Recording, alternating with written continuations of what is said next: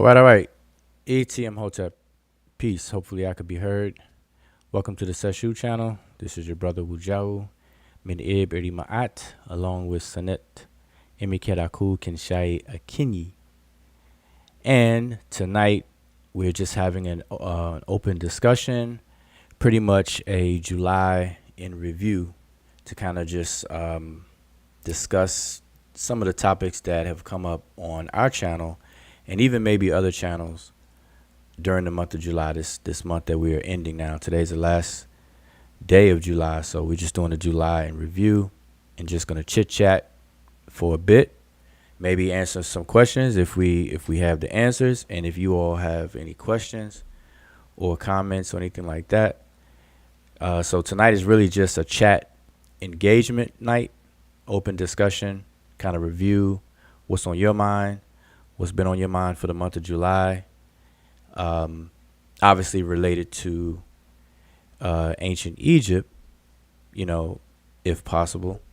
We're not discussing the election or, the upcoming election and, things like that. I know, and those are definitely hot topics, and I definitely suggest people to have those conversations for sure, definitely.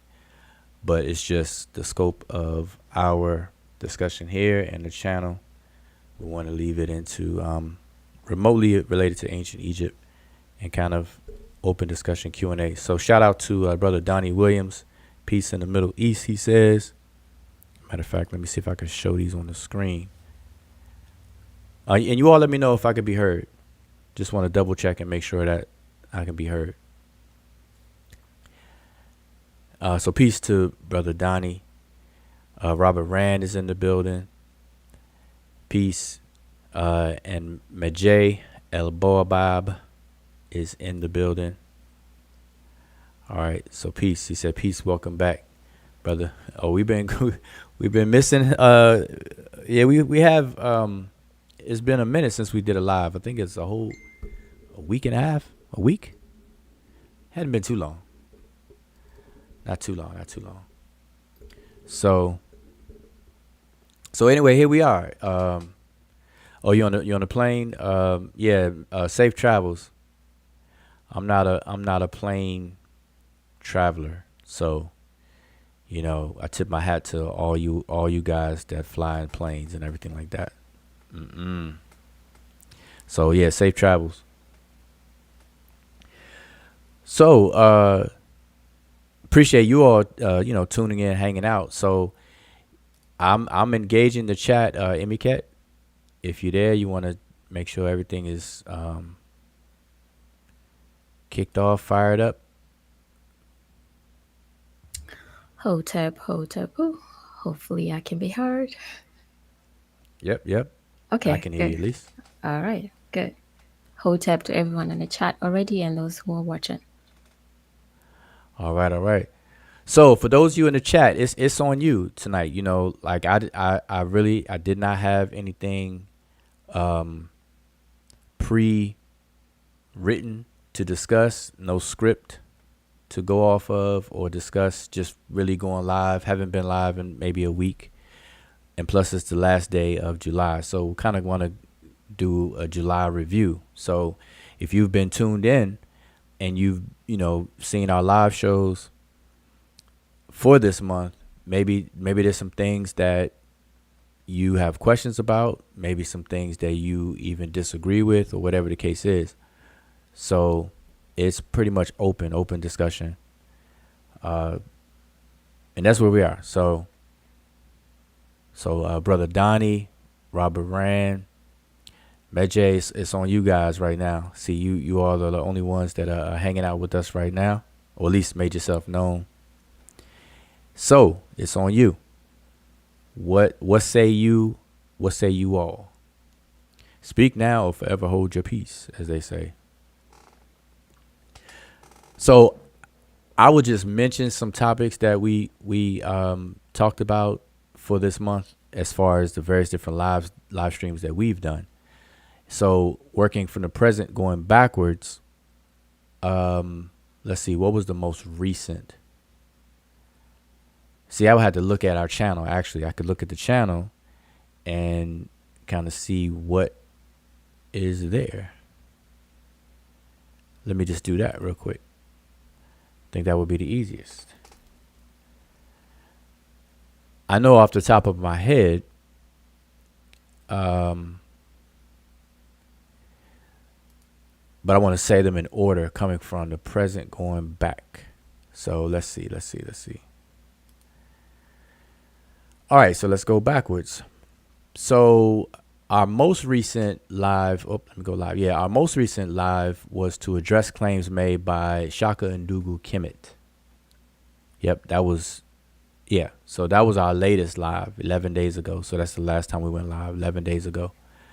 So so that was an issue. Now, the claim that we addressed that he made was that he made a claim that a scholar by the name of Dr. Peter J. Brand vindicated Dr. Sheikh Anta Diop by agreeing and saying that Kemet, the word Kemet in terms of the I6, X1,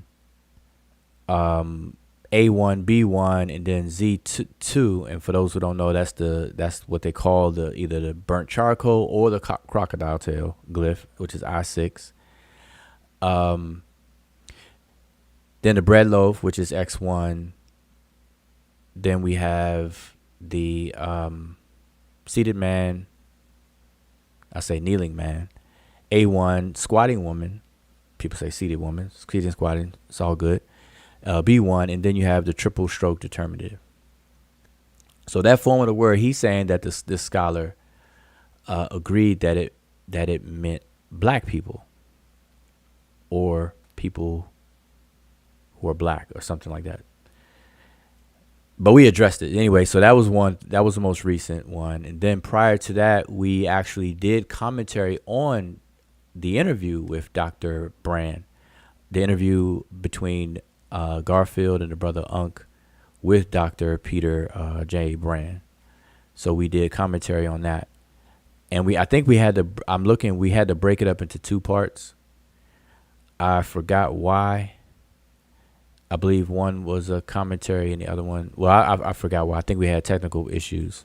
Yeah, Yeah, that's when that we was had to storm. right. Yeah, it just came. Yep, definitely. So we had a bad storm while we were live, so we had to break that up into two parts. So that was before. So we did commentary on that, and interesting points that he made and questions that were asked of him. So we gave commentary on that. Then, as a matter of fact, I'm just gonna share my screen. That way, we can just do this together. Share my screen of the Sesh channel because I'm just going by the channel. All right. So, and I think I can blow this up a bit. Yeah. So you all should be able to see that. Okay, so yeah, so like I said, Shaka Ndugu Kemet, we had 2 videos with Dr. Brand giving commentary. Then prior to that, we addressed claims that was made by Brother Reggie. That was 13 days ago. We addressed claims that he made, and I guess the highlight of what we were addressing was the Brother Reggie did a live show, a live stream discussing there's a ritual called the driving of the 4 calves in the temple. Ritual is part of the Set festival as a whole, but Brother Reggie was giving his take on that, saying that the scholar by the name of Dr. Winterman was incorrect in his assessment of this vignette, this image, showing the 4 calves and the terms that go along with the 4 calves that are, and you have this rope that's attached to them in the king's hand, etc., etc. So Reggie made his commentary going back to a source where we addressed it, and me being familiar with that source for years and having that source and being familiar with that ritual for quite a while, I was able to pick up on what the brother Reggie said, and how he was just outright incorrect about, and it was just kind of strange to me, which is why I addressed it, because I can tell that he didn't read the book that he's actually quoting from. He didn't read the entire book, and that could be a problem. Sometimes you don't have to read entire books. Obviously, depends on how the book is structured, depends on how the chapters are broken down, and what it is that you are dealing with. Your issue could be very, very narrow, where you don't need to read the whole book. But in some instances, you actually do have to read entire books, because the way that certain books are written, and this is something that maybe I'll talk about again later. I'll bring this back up. So let me just go through with just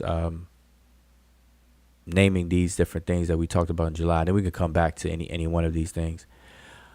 Before that, we had an open mic discussion. And that's the thing. When we have just straight up open discussions, like even tonight, we probably be better going back and renaming these based on what topics were discussed. Because when it's open discussion, we don't have a title.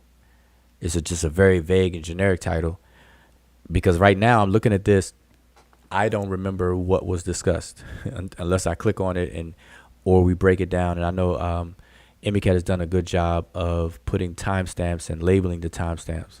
So if I click on it, I think she put timestamps in this one. But right now I don't remember what that was.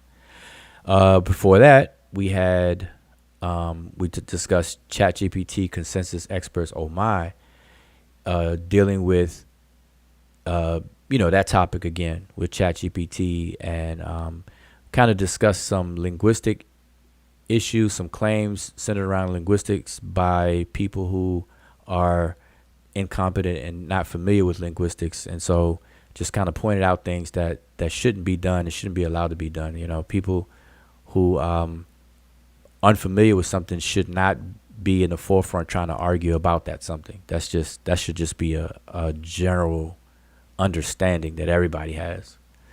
Prior to that, we had a 2-part issue. We had a discussion. This video here is a discussion about the previous video, which was about the tomb of Ramses III and the 4 races of man or men. And here's the actual presentation. So what I did for that one was I walked everybody through and orientated everybody within the tomb of Ramses III, where the 5th hour, the Book of Gates, is, the imagery, the vignettes of that particular text, so that people can see these 16 figures and how they look and everything like that. And we had that discussion. So that was from that video. And then prior to that, and now we're probably getting into June. Nope, this one. Maybe the first video of this month, Short Bus Chronicles, revisiting the tomb of Ramses III, 5th hour, the Book of Gates. So you can see how it kind of went over into me needing to explain it one more time. And we've discussed that tomb probably about 8 times on our channel. If I would keep scrolling, you'll probably see it 5 more times. So that happened again. And then prior to that, we had a good discussion presentation. Actually, Brother Sanjeti Ankara gave a good presentation on the Kemetic calendar. He gave like an overview, introductory overview, which is like a kind of a preview before he fully presents it and makes it available, the Kemetic calendar and the Kemetic calendar project that he's been working on, I think for about a year. So that was a good video. And then now we're going back into June. So I think those are all the videos from and topics we discussed for July. So tonight, just doing a review of July, but we'll do with anything on our channel. So just want to kind of share that, and then open the mic up, open the chat up and the mic. If you all want to come on the panel, we'll put the panel link. Let me stop sharing right now. Well, I'll leave this up.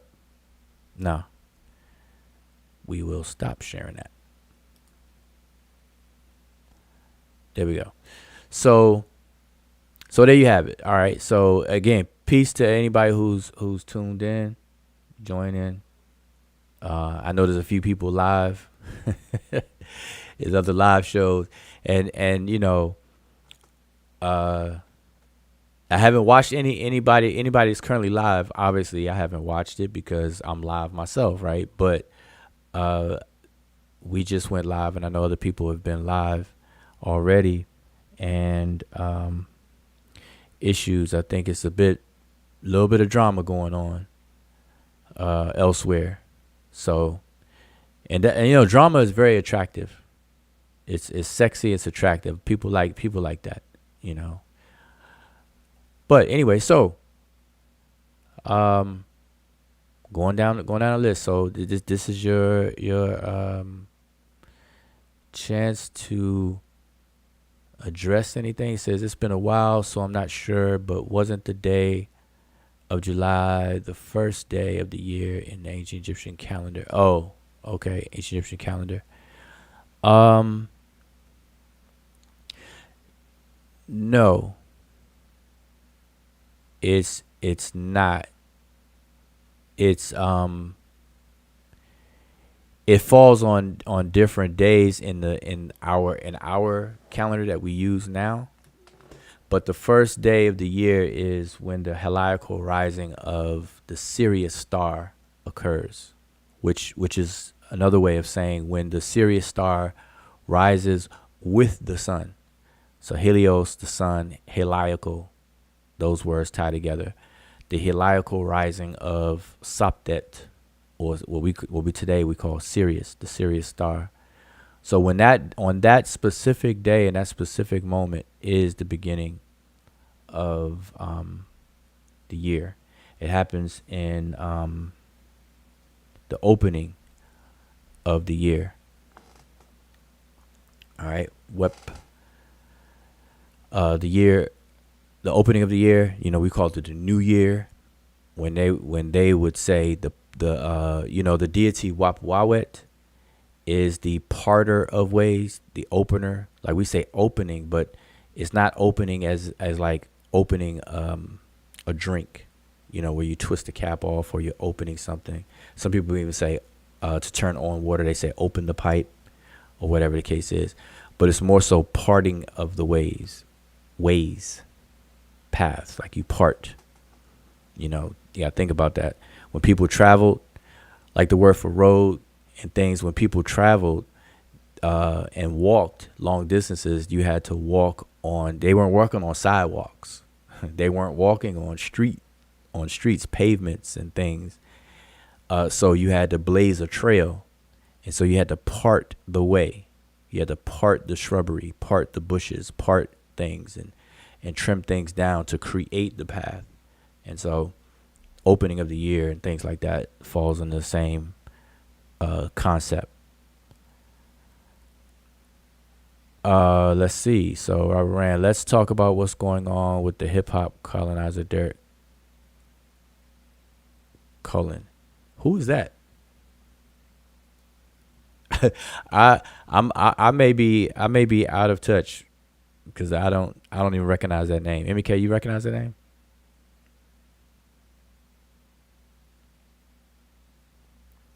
Nope. Nope. Yeah, Robert Rand. I don't think you're gonna get anything out of us on that because I'm not familiar. Me, I don't discuss things I'm not familiar with because I'm trying to set the example. We have a lot of people in the conflict community that speak about things that they have no idea about, and I'm not one of them. But I don't. That name doesn't ring a bell. Derek Collins, unless he had a stage name. Is that Drake's real name? Nah, let me stop. uh, okay, you said you got hip hop on history on your mind. Okay. Let's see. We African Americans have been accused of having no culture, and Latino, along with the Caribbean people, gave us African Americans our culture.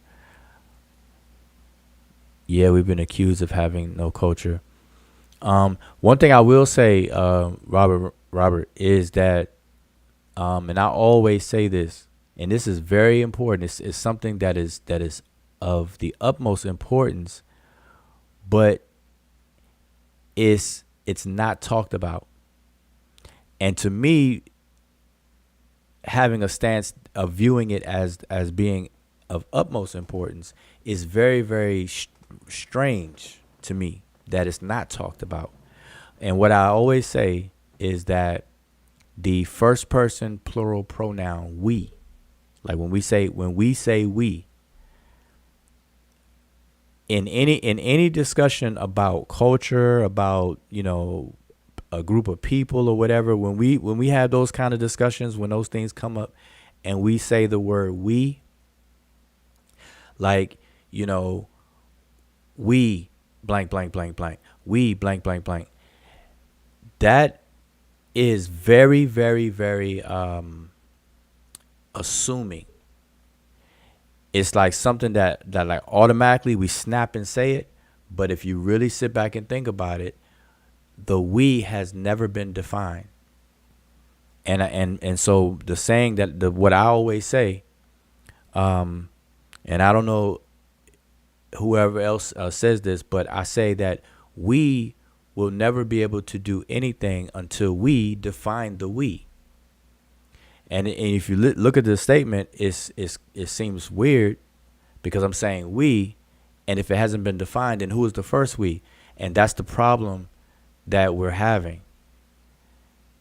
So, and that's the problem of us even defining, and I'm using us because we and us are the same. It's just a different point. We will be subject and things. So, we and us. So I'm not just saying we, we, but it's also us. That first person plural. If the we is never defined, then that we can never do anything because it doesn't exist. And we have to remember what identity is, and what a definition is, and what a name is, and appellation and a label is, what these things actually are. And so because we deal with language, we primarily focus on language. These are things that we discuss a lot of times. When I said we just then, I'm talking about us students of the ancient Egyptian language, people that have been involved with the classes, myself and many other people have ever been involved with the classes with me and stuff like that. We discuss this all the time, and it goes into identity because think about it, and an ethnic group is loosely defined as a people who become self-aware of a collective consciousness, a collective belonging, and how that occurs. It occurs over time and things like that, but it's usually based on things that those same people deem as important, and whatever that list of important things that they deem that are important, it's shared by that same people. And when that happens, there's a tacit phenomenon where people subconsciously or just start to see themselves as being the same and a part of the same thing. And that same thing is defined as an ethnic group or an ethnicity. And then that emergence of that feeling of that self collective is then given a label. And then you call that group of people by that label, whether it's exonymic, meaning strangers label the perceived group, or the group themselves. And that would be endonymic naming, where they name themselves and things. And so what I'm saying is that the we is ill defined. It's not really defined. It's not defined. It's weird. So anyway, that's what I say, because you reminded me of that when with your comment that I have on the screen. We African Americans have been accused, and so it's rough.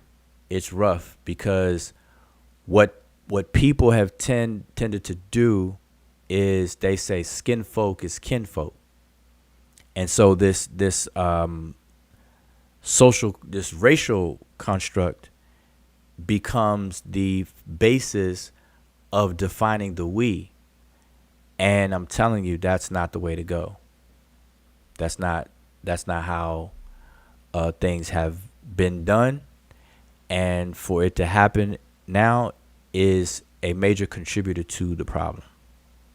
So that needs to be ironed out. That needs to be ironed out. So peace to the brother Zane. Zane is in the building. So Robert Rain said I defined it as African Americans. Yeah, we being African Americans. Yeah. He said, "What the hell you talking about, Hujao?" He said, "What the hell you talking about?" Uh, I don't know when you typed that, but hopefully you understand at least what I'm saying. Yeah, we're gonna put the link in the chat. He's like, "What?" He's like, "Man, I just asked a simple question, and you talking about some defining the we, the us, the pronouns, and first person, singular, double, duplicate, triple, quadruple pronouns. What are you talking about? What are you talking about?" All right, so I put the link in the chat.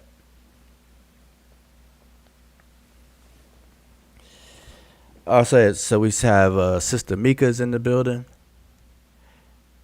Yeah, Mika. We still waiting on Mika too. I don't know. I don't know what happened to Mika too. We always get Mika one. We're trying to get Mika 2.0. You know how Apple come out with iPhone. About to come out with what iPhone. What is it now? 17? No, 15, 16. Oh, I forgot. I forgot what iPhone I have. All right, here's Robert Rand is in the building, and hopefully he can hear me. Yo, yo, can you hear me? Yep. Yes. Yes. Yo, I can Peace. hear you. Peace, bro. How you? All right. Good. Good. Good. So I know. I know. All I right. know you like. What the heck are you talking about? But go ahead. Yeah, because I know what you said because we already been over that numerous times. What I'm specifically referring to is Busta Rhymes and Fat Joe. These people have claimed that black people in America, African Americans, have no culture, and they, the Latino and the Jamaican, came over here and brought us our culture and gave us our culture. Oh. That's what was specifically speaking to. Yeah. Yeah. Yeah. So they clearly made a distinction between them and who we are. Yeah. Yeah. Well, see, I don't know a lot enough about what they claim, but just the claim itself, what you said is is kind of a telling though, because Busta Rhymes, he has a Caribbean heritage. Hmm. Fat Joe has a Latin American heritage, Latino heritage, Hmm. and so, but if you let the streets tell it, everybody's all one. You know, And that's every definitely not the case. right, right, right. So I'm saying, in that aspect, that's why I was saying what I was just saying just now. Trying to tie it into the defining the we, because see, now here's what happens. Now I saw where you put African American, but here's the problem with that. Now, now presently, see, African American has now become more diluted than it used to be, in terms of what it meant, and the sharpness of its definition. It's Agreed. it's it's gotten blurry now. Not as much as black, but it's starting to get blurry. So something needs to So happen. so let's talk about culture because clearly there's distinctions between African American culture and Caribbean culture and Latino culture, as in our households, as in the foods we eat, as in the way we dress. So we're talking about the origin of a thing. And we're talking about something that is our cultural history that is trying to be, that is on the brink of being appropriated by these people who are trying to Mm-hmm. say that the backdrop of if you want to call it a culture, hip hop culture, was not created from African American culture, and here and henceforth lies the problem. And so they start. Well, Go ahead. I'm mhm. sorry. Go ahead. No, no. See, okay, now this is my personal take on it without Hmm. diving too deep because I can't I can only go in 3 feet, right? Um, my take on it because I consider myself a hip hop head. You know, Right. the night because I used to be a DJ.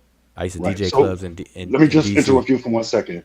Uh huh. What we're talking about is the origin of a thing. Yeah, yeah, What yeah. created it? How was it created? Well, so okay, so that's what I'm saying. My take on it is that it it was like a it was certain ingredients that were present that allowed hip hop as a subculture to emerge. And those ingredients was obviously you had the dancing aspect. So you had break dancing. Then you had No, the artistic. You said no. no. Oh, you Break said dancing break. was. Yeah, yeah, yeah. What you? Well, go ahead. Go ahead. I'll fill you in. I'll tell you where I'm coming from. We're Okay. talking Well, about let the me. origin of it, how it came into being. B-boying at the very beginning wasn't necessarily a part of it. It became a part of it. You understand what I'm saying? Well, go No, ahead. no, I yeah, no, no, I right, right. Like I'm not going back to the sperm and the egg though. So I am. just to be clear, right, right, right. So I'm gonna leave that for you to Okay. enlighten everybody. So I'm going back. I'm going to the baby. Like I ain't going back to the sperm and the egg. I'm going to the actual the thing, which we Okay. now call hip hop because hip hop is made up of a couple of elements, and those elements that have come together and combine and form Voltron is what most people see as hip hop. And then you got the different, you got MCing, you got the DJing, you got the artistic with the graffiti and the tagging that was going on, still going on, and then also you have the dancing side.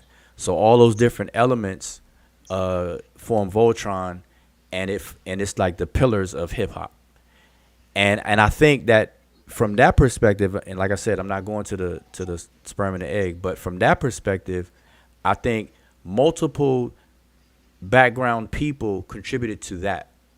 So I don't think that people should try to say that that started with any one individual or one kind of people when I think it was an emergence of like a coming together of that element because you got Jamaica, you got which what Cool Herc, it got Jamaican heritage, you got the lifestyle and the struggles of the actual rhyming and lyrics that MCs were kicking. Then you have the music. The music that was used by the DJs was obviously definitely African American break beats and stuff like that from whatever and whenever, um, heavily sampled or just repeated, especially with Grandmaster Flash and Theodore and all them when they should just repeat the certain sections of records and stuff like that. So, but then you have um, what else I was saying? Oh, the Latino element, uh, and all that kind of stuff. So that's what I'm saying. I don't think like in my mind I don't see any one group of people, whatever by whatever definition, is the originator of it. But you said you're gonna take us to the sperm and the egg. So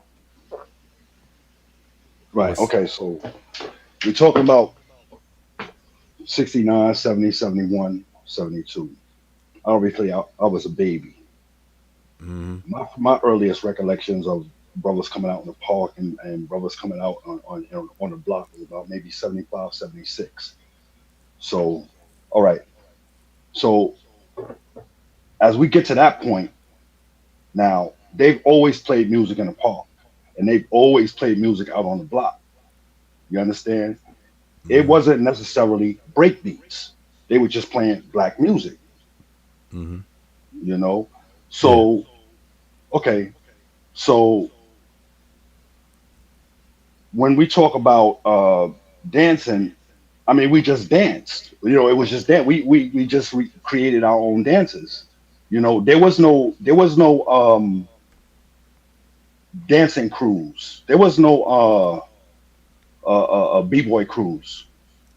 You know, if you want to say the earliest b-boys, b-boys and b-girls, they were soloists. You know, you had Sasa, and you had Larry, which is what they call Larry. What was Larry's name? Because I know Larry personally. He was him and Sasa were the first, and you had the nigger twins and so on and so forth that would dance at Herc's parties. But Herc wasn't the first to give parties.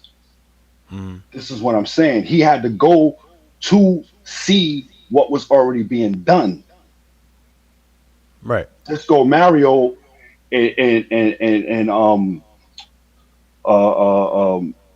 Bronxdale and 123, they were already doing parties. They were already doing jams. Mm-hmm. So Herc went there and saw what was going on already. Mario was already doing break beats, playing the breaks on records already. So was DJ Tex and this is before Flashing them, because Flashing them used to carry they Flashing them used to be b-boys first. Mm-hmm. This is before their era. Flashing was second generation. My generation is third generation. You talking about 80, 82, 83, 84, 85, 86, DMC and all them. That's third generation. So uh, back to DJ Tex and them and Mario and them. So they were dancing at Mario's parties before they were dancing at Herc's parties. Mm-hmm. So yeah, But will you agree? So because here's the thing. go ahead. Um, there's a lot of different video footage that we could pull up that shows people rapping before rapping, before what we would consider rapping. Like just some black and white videos I've seen people Exactly. rapping Yep. Yep. Yep. Yep. and Yep. and Yep. and Yep. and That's everything. that's key. So What we you're can we saying. can no, No, but what hear I'm me saying. out. What you're saying is Okay. key. Is key because I was going to bring that up. But go ahead. Yeah, but okay, but here's the thing. Here's the thing with that. And we could show I can show even breakdancing before breakdancing. Exactly. Bef- so all these things I can show black and white videos of even people breakdancing before breakdancing. I Now let think me ask you a question it's real quick. Who are uh-huh. the people that are doing this? Who are the people that are doing the rapping? Are they Caribbean or are they African Americans? Or are they They would be Latinos? they're African American. Thank you. That's number one. Yeah. What about the breakdancing? Well, that's even The even over Africans? there. I seen Oh, one. oh, I seen one oh, where they was in Africa doing it. I yeah, seen it. that's what I'm about to say. Even on the continent, you have old footage There of you them. go. But There hold you up, but go. here, right? Cause see, So I get that, and I kind of felt that that's what you were gonna bring up, right? But here's the right. thing, like, There's no Latino, mind you. I'm talking. There's no Latino, and there's no Bob Marley. There's none of that. There's none of that music. None of that culture is a part of this. So go okay, ahead. and you're right, and you're absolutely right. As far as that goes, you're absolutely right, and that's why I brought it up because I was trying to beat you to the punch, right? So, so here's the thing. Now, it wasn't identified as breakdancing when that was occurring, and then the black and white footage we can have of these people rapping, it wasn't identified as such while that was going on. Now Exactly. we're going backwards hindsight and saying, oh wait a minute, man, these people were rapping before rappers delight and all that came Right. out and everything, and we can do that, and we can do that. But so what I do, Right. which is You which won't is why I find that have in Puerto Rico, or you won't find that in Jamaica. You won't find that right. doing that. You only find But that here in America. here's the thing. So to that end, then that's a point. That's a point, a valid point to be made. But here's how I avoid all of that, right? Is that what we're calling hip hop is not any one of those elements. It's the combination. Oh yeah, I haven't even touched the surface yet. Please go ahead. Yeah. I Okay. haven't even scratched the surface yet. But hold on. Wait. If you ain't scratched the surface yet, now you No, know I'm no, not. hell no. Wait. Hold up. But wait. You know I am not trying to talk about hip hop tonight, though. No, I know.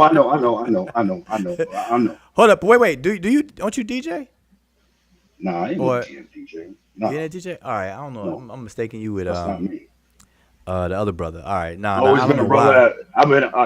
Me, I'm a funky. I'm a soul. James Brown playing the guitar, keyboard. That's me. I've never been no Okay. DJ or You none of that you shit. That's not are my. you That's are not you me. I don't know. are you are you are Guitar, you a guitar, are guitar. you a, are you a funketeer? Are Yes. you? Oh yeah. I'm talking about with George Clinton Deep. and the boys. A little bit. No, no, not really. I'm James Brown. I'm James Oh, Brown. you James Brown. James Okay. Brown. Well, That I'm West Coast. Yeah, it's all right, but I'm James Brown. George Clinton. Nah, I'm, George Clinton. I'm, Funkadelic, I'm, Parliament I'm, Funkadelic. baby. I'm James Brown. This is No, what we I had. This is listen. what we. What the fuck do y'all think hip hop was built off of, bro? What do y'all? Yo, y'all don't get it, But you advocate. No, listen. I'm a my James nigga. Brown fan. Oh my god. Listen. I'm Go a ahead. James Brown. I'm a James Brown fanatic. So I'm with you. Without I'm just James saying. Brown, there's listen. Without James Brown, there's no hip hop. Period. Without the No, there's JBs without James Brown, there's no hip hop. and the JBs. There's no hip hop. Hey. Whatever you want to say, he's the one that told them what to play. No, you're Mind you right. that. You're right. No. So You. without James Brown, you got no hip hop. It doesn't exist. Yeah, but without the JBs, there'd be no James Brown. So that's why I say it that way, because you're right though. He's the maestro, but there's some talented musicians though. No doubt, Maceo no doubt, and no doubt, no doubt. Fred Maceo They, and they was all able to carry through and interpret what he told them to play and how he yes told them to indeed, play. Cause and put up with him, because oh yeah, if you listen to all their stories, oh he they had dogged to him out. they Oh, not only he dogged him, he yeah, dogged not him, only he dogged not him. only that, not only that though, but he was they like the way that he maestroed the band was like they had to be at the ready all the time. Like they had to actually watch him while they play, because when he'll switch up and improvise real quick, and they got to be on point. And that's And when that's you that's listen that's to some them, and masterful when you stuff. listen exactly, and when you listen to the records, and when you listen to them live, you hear why. You Oh hear it. yeah. No doubt. Listen, you and I, you preaching to the choir when it comes to James Brown. I'm a And James so Brown. for and the thing and so for these Latinos and these Caribbean dudes that come around to go all over YouTube and talk about it's 50-50. uh it's insane, bro. you Like got you got where the serious beef with them. like y'all wasn't nowhere to be found. Nah, I get it. Like I get it. black people and Puerto Ricans did not rock with each other back like that in the 70s at all. We did not I party with each other at I, all. I get Even it. when I was hip hopping, we didn't party with each other like that. So So you said you came up in the '70s. I was born in 1967. Oh, I okay. grew up in the 70s. I was there. I remember the first iteration of brothers coming out in the park and playing with the turntables, and there was no MCs. What It was just a DJ. I remember that. what would There you was no consider? MC. What would you consider your first hip hop related song that you've ever heard in your life? My first jam that I went to in a park that I can remember was Barry White Ecstasy. This is what I'm trying to tell y'all. It wasn't about no damn break beats, yo. It wasn't playing no Hold up, break hold up. I'm familiar with Barry White and the song Ecstasy. ecstasy. Yeah. Wait. Are you saying that That's when that's they was hip doing the hop? freak. And the first dance that I'm telling you. No. Wait. I'm So just trying to clarify. listen to what I'm telling you. Black music, hip hop. It was music. Yo, ex, they in the jams in the park. They didn't just play break beats. You they played black music. No, no, I get If that, but hold I up, I'm mean, trying to find out from you. Hold up, we gotta rewind a little bit. Are you saying that I remember being in the park. that My first Barry? jam that I listen to me. Listen to what I'm telling you. The first jam that I went to in the park by myself with me and my man Mark Allen. I never forget this. They was playing Ecstasy. That was the first jam I can remember. Barry But White. are you? But are you? But I know. So hold And on, the and stop the there. dance So and the stop there. dance and the dance they was doing was the freak. The very first hip hop dance was the freak, and I dare Okay, anybody to challenge me on that. but wait, I'm trying to get. I'm with you right there, but I want to stop right there. Go ahead. Are you saying that Barry White's Ecstasy? That's are you calling that hip hop? Yes, if that's what you want to call hip, because I'm saying the music, the people in the park dancing, jamming. This is what a jam was, bro. Like, okay, Wait, are we talking about the boom boom boom boom boom boom boom boom? if you You could talking about play it, Ecstasy? if you could play Are we- play ecstasy, if you could play it, no, listen, that's my jam. Listen, I love the song, all but right. But this is what I'm but saying, yo, I would never like in my my mind. okay. Listen to me. I Listen would to me. never categorize it to hip hop Listen though. to brother Wuja. Listen to me. At that time, it was not called hip hop. Do you Yeah, understand? of course, right, right, right. Listen to me. There was no rapping. There was no rapper. It was only a DJ. It was DJ, whoever, DJ. So the they played music. Hmm. There was no. What can I say? What do you want me to say? Like there was no. No, I get it. Listen. I'm just trying to get you. I'm just trying to understand you calling it hip hop though. Right. Okay. Okay. Boom. What it was called in the beginning, it was called yo. They going off in the park. You know what I'm saying? They going off, or they breaking out in the park. That's what it was called. This is what we said. This is the words that came out of our mouth. Nobody said hip hop. Nobody said yo they throwing a hip hop jam in the park. Or matter of fact, they would say a jam in the park. They throwing a jam in the park. They Yeah. going Okay. off in the I get park. it. Yeah. I It get. wasn't I get called that. hip hop. No, I'm saying now. I'm saying, are you calling that song now? Like, I'm like I'm saying that if you that had your hold on. If you had your record collection in your house right now of vinyl, and you got a shelf of called labeled hip hop and a shelf labeled R&B and soul and a shelf labeled reggae or whatever, are you gonna put Barry White's Ecstasy over there with the hip hop? okay. So let me explain something I'm to you. trying. I'm What trying to what see. what you know because see right now it has a label and right now it's a genre, but in those days it wasn't a genre. So whatever music we played, it was hip hop. Do you understand what I'm saying? We're in a jam. It's a jam, bro. Whatever music is being played in the jam, that's hip hop. Okay, so You you're didn't have saying so. listen closely. You didn't. There was no MC. It was Yeah. it was all about dancing. It wasn't even about the scratching and the cutting yet. Not yet. Right. That didn't come Right. along yet.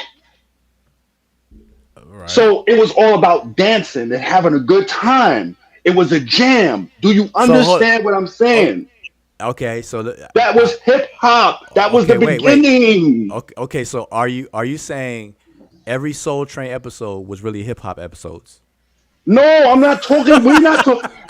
Yo, bro, I'm talking about jamming outside in the park with two turntables. Do you understand what I'm saying? I'm talking about jamming on the block with two turntables with plugs into the light pole. That's what I'm talking about. Okay. I understand what you're saying. You're saying the party aspect of it, not the actual record itself, but the party atmosphere of it. Okay, Is that what you're listen saying? to me. Just imagine you 9, 10 years old and you go outside and you see a guy outside with two turntables and a mixer in between, and he's playing records. Whatever he's playing is every people are dancing, they standing around, they listening. Yeah. Yeah. That's a disc jock. That's That's I disc jock. mean, I there's I mean, it's like you didn't need an invitation. Right. You That's just, it block was party, just block there. parties. Block. Listen, I grew. Listen, There, I grew look, up in look, no, no, DC. no, no, no, no. Listen, there's no food. There's nobody passing out food. There's nobody giving out any flyers. They just outside playing music, and people are coming. Listen, I was raised in that. I'm from DC. Like we had parties. People had speakers. Whoever had the biggest speakers used to just set them up. And it wasn't about no Technic 1200s either. It was just you bring your belt drive turntable outside, and you create a records and you go. So I get that part, but There you what I'm go. saying, but what There you go, baby. but I'm saying you had to me you have a and I know you're not the only one, but you have a different label. Like you calling that hip hop. I still wouldn't call that hip hop though. That to me You, that's just a jam. That's just a party. That's an outdoor. bro, That's you like get partying, getting together. that. Do you? You're not listening. Do you understand that that is the genesis? You do understand that, right? Well, we said that already earlier. We said Because I it went said we from the said that no, no. already earlier. Listen to me. Because it went from the parks into the schools. 123. It didn't go into the clubs yet. It went from the parks into the schools. Yeah. Like So I said, listen, man, I'm telling you, I okay, live in DC. I'm on one way streets. I lived on a one way street. You lock that. The street next door, the street next over from my street was Hobart Street. They used to tape it off. Didn't even need a permit. All the neighbors, all the people who lived on that street just understood that hey, Saturday is going down, and no permit was needed. No, nothing was needed. It was just going down, and it was like happened once a month, and now that was mind it. you, listen. I need you to understand something. We're talking about something that was being done by teenagers. These are not Hmm. adults that are doing this. These are Hmm. 15 and 16-year-olds doing Okay. this.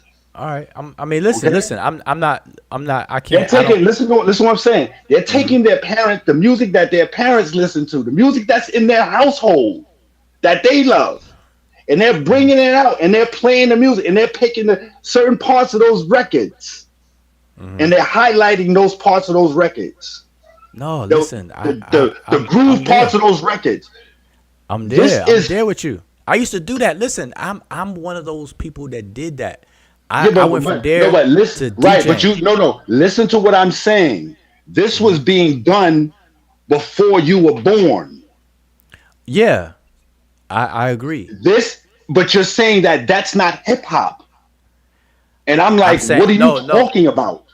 I'm saying That's hip because hop. This is the origin. This is the birth of what you would know as hip hop today.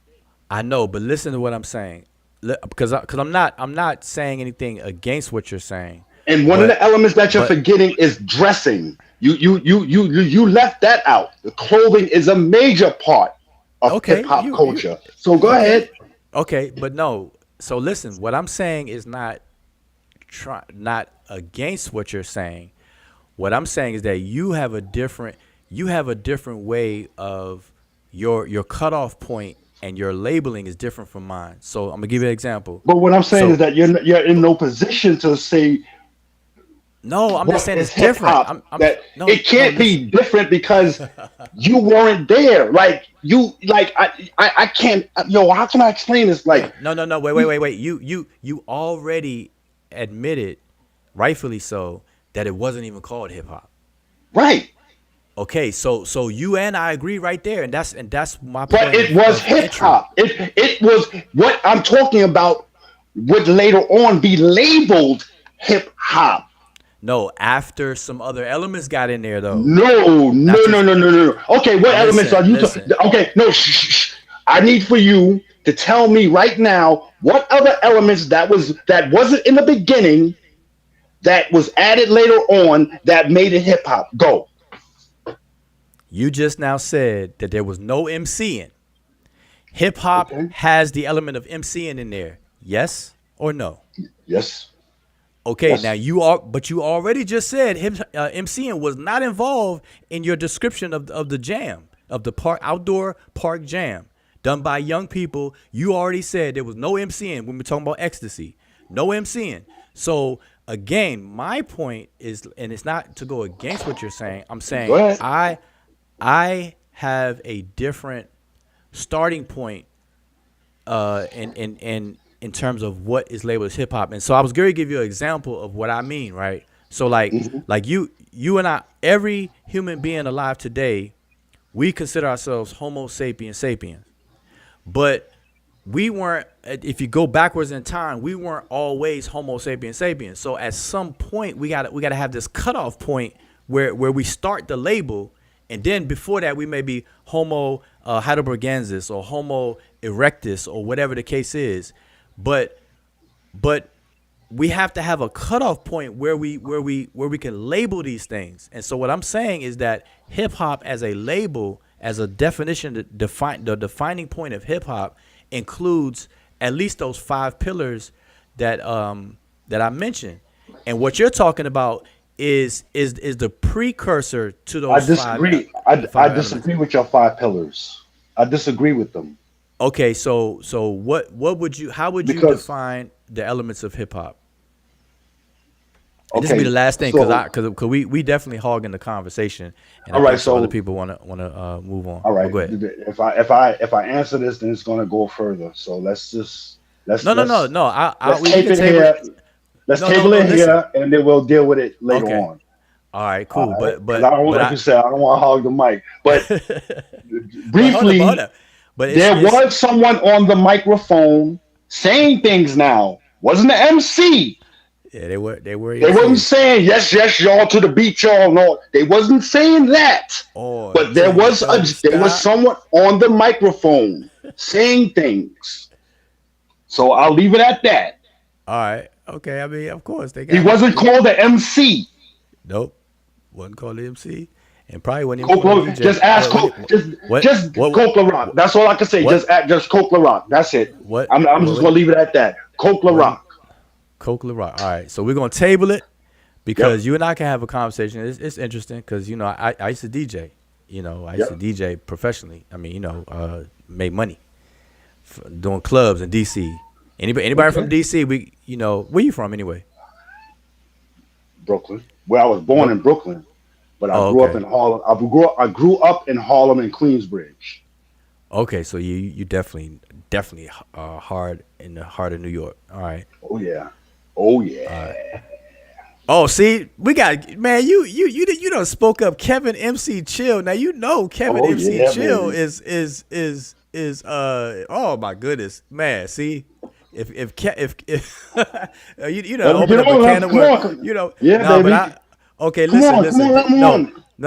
hold up. This is what we're gonna do. This is what we're gonna do because I didn't intend to talk about hip hop tonight, Yo, well, but you know you long but with it, bro. We gonna be on for hours. Come on, let's do it, baby. no, okay, listen to what I'm saying. Listen to what I'm saying. Let's do it properly. So Okay. let's Okay. let's have. I don't mind because I'm a hip hop head. I'm a funketeer. I'm a James Brown. Because remember, Funky. I haven't gotten to the cultural importance of it yet. I Okay, haven't that's dealt with cool. that yet. Okay, but listen. So Kevin MC Chill, if you're in the chat, I mean I see you in the chat, but if you're listening to me and you got time, this would be a good topic for Kevin to be involved with because I know he's into the journalistic aspect and the documentation of hip hop and all this other kind of stuff. I think I'm right. But yeah, I think he would be a good person to be involved with this conversation, and I would love to be a part of the conversation, but just not right now. All right, so we're gonna table it. We're gonna table it because boy, you about to take it back to Oh man, you a lot of you shit is coming to my you mind right now, bro. You don't you understand, man. I'm telling you, because it you was about to different in take it back Harlem. to you about The to way take it they, back to 4000 BC when people were just tap dancing started at 4000 BCE. yo, bro, I remember Boy. Empire Skating Rink in the '70s. I remember going there with my cousin in Brooklyn. A lot of shit, man. Oh, excuse my language, pardon me, man. Nah. Listen, and plus, you know how to New York, you where it's at. But see, and here's the thing. I Oh, lived Kevin this, said, bro. I know that's all I'm about I to say. lived See, this, see, man. That's you're just what I'm saying. Like this wasn't nothing I had to research or I had to right, search for. right, I right, lived right. this, man, every I day. know, This is what I'm but saying. hell, Hip hop is born out of our everyday experience, bro. What we lived, nah, what we listen. did. I get it. I get it. That's why I hear your passion. I feel your passion. And what I was gonna say is I'm probably the closest thing that I would be as probably as how you feel and stuff is when it comes to go go. DC and go go music. I love go go. I'll I probably be love me saying the some go same go. kind of stuff. Ooh, go go With is pure African rhythm. Yo, go go is no joke. listen, No boy, you joke. ain't you be definitely preaching to the choir. So I let's can not even find, start that. Let's not even I can let's not find even go start that. go. I can find go go in every form of black music. I did it already. All right, so we're gonna officially table it and drop that. We're gonna get back to Egypt. Yep. All right, so let's get back to Egypt. So Egypt didn't have hip hop. So can we agree with that? Did Egypt have hip hop? Now you fucking up, man. Go go, man. Now you fuck. Now you don't brought us. Now you don't fuck me up with go go. I want. Oh man, I want to talk about. Well, go ahead. Let's go. No. We're not doing go go or nothing. Oh So man. anyway, all right, let's rewind back. So I appreciate anybody who's tuned in. In case you were tuned in late, tonight is open discussion. Basically July in review. I was mentioning the different topics that we went live about in the month of July, and I went from the present going backwards. We addressed some claims Brother Reggie made, Shakandugu Kemet made. We gave some commentary on, I think, two scholars, or maybe one of them was last month in June. But Dr. Brand, we gave some commentary on his interview.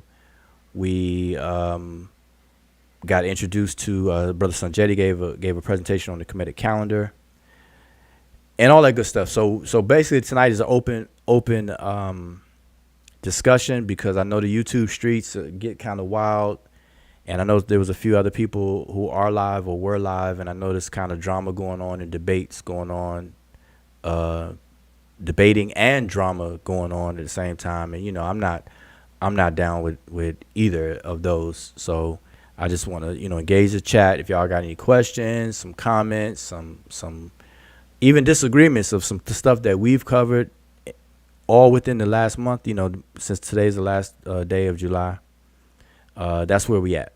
Okay, so if y'all tuned in.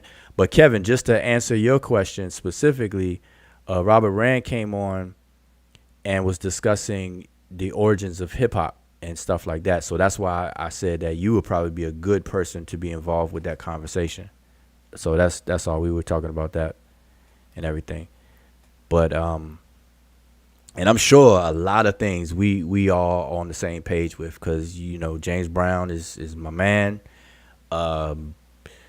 Hip hop head. Like I'm telling you, I used to collect. I used to DJ, man. I had crates and crates. Boy, my records, man. You bringing back bad memories. My records got damaged in a flood. I had 2 and 3 copies of everything. Y'all don't understand. I had the break beats. I had the no labels, the blank label versions of stuff, the 12-inch, the long version, the 7-inch, the album versions of everything, and all kinds of stuff. Boy, I even had dub plates, dubs made. I used to help a reggae sound out in DC. So anyway, that's that. Yep. But Kevin, yeah. I know you probably be part of that, boy. Maybe kick some bars too. So, but that's so we're coming back to Egypt or anything related to Egypt, stuff like that. And there we are. So here we are. So we kind of back on track. And I'm trying to scroll up to see if there was any questions. Peace to Sister Safar. Go ahead, Emiket. Oh, real quick, I was just going to say that could you pin the panel link that you posted? Oh yeah, let me go. I might have to repost it. Let me see if I can do that. I gotta find where I posted it. Yeah, if anybody, I see it. If any of y'all want to come on the panel, I am pinning. It's pinned down, so it's pinned to the top. So if you want to come on the panel and share your thoughts about anything that we covered live this month, so basically that's the whole that's the point of the live. tonight's live stream. We are reviewing the month of July on topics we covered, or things you may have heard other people talk about, but keep it remotely related to Egypt if you can. Now there's many hot topics to talk about, so I don't want to make it seem like there's other topics are not important, because we got the election coming up. Obviously, Kamala Harris and versus Donald Trump is a hot topic. People should and need to discuss those things, especially the policies that they are advocating and stuff like that. But people getting into the whole black and white thing, that's not my cup of tea. Even with that, or Kamala and stuff, all that good stuff. But those are important topics. There's a lot of topics, but on this channel we try to keep it remotely related to ancient Egypt as much as possible. So there you have it. Hamika said, so we can't talk politics? No. Well, it's talking about as far as right now. I'm sure somebody's itching to talk about Trump or Harris and the upcoming election and what's being said and what's being done and stuff like that. But trying to keep the scope related to Egypt a bit. So now I like to have those conversations. I do, and that's the thing. I probably have to resurrect my other YouTube channel where I have those conversations, because I've had political conversations on my YouTube channel with y'all. So do this, y'all. Go to YouTube. You're already on YouTube. Search for Wujao. My name is spelled the same everywhere. Just look for. Matter of fact, I'll give you a link. I don't know if MEK, if you could do that for me. Subscribe to my YouTube channel as well as MEK's. MEK, do you still have yours, right? Yes, it did. I'm gonna put I'll put the links in the chat. Okay, yeah. So do this, you all. Make sure you subscribe to my channel, because I will have these kind of conversations on my channel. Because the Sesh, it just makes sense to keep everything remotely related to Egypt. But I like to have those other conversations as well, and I did. I talked politics. I talked biogenetics. What else I did on my channel? And health. Like, those are the three things I definitely enjoy talking about: health, politics, and genetics. I did quite a few genetic related videos, because a lot of people at a certain point, a lot of people were just starting to do those DNA tests with Ancestry.com and 23andMe and stuff like that. So I was helping people out. People were confused about their results and stuff like that. It's like maybe 4 or 5 years ago, maybe, I don't know. So, but all that stuff is interesting to me. And speaking of DNA, I do want to say this. Maybe this will spark somebody's interest. That we have to, and I've said this many times, that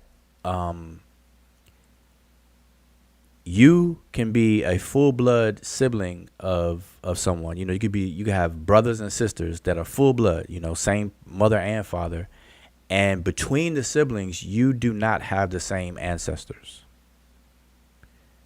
And I like to keep putting that out there every now and then, so it'll spark people's curiosity. Like, what?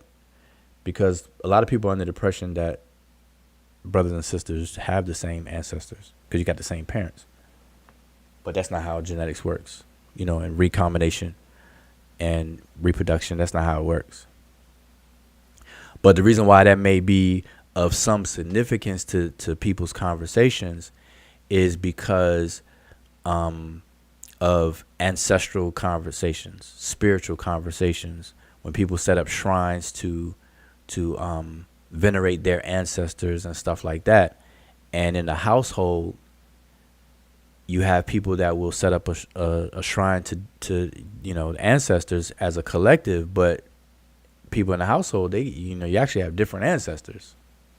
A lot of overlap, but You don't always have the same ancestors, and so that's something that should be discussed.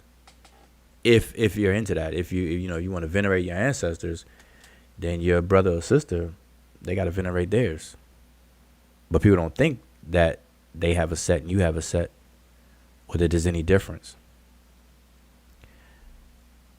All right, so anyway, so engage in the chat. So peace to everybody. Shout out to Sister Safa. Shout out to Brother Kevin. Who else came in that I didn't see before? Donnie's still in the building. Medjay's in the building. Oh, Black Alchemy. Peace. Oh, he said, can he finish what he's saying? Oh, you must have said that earlier.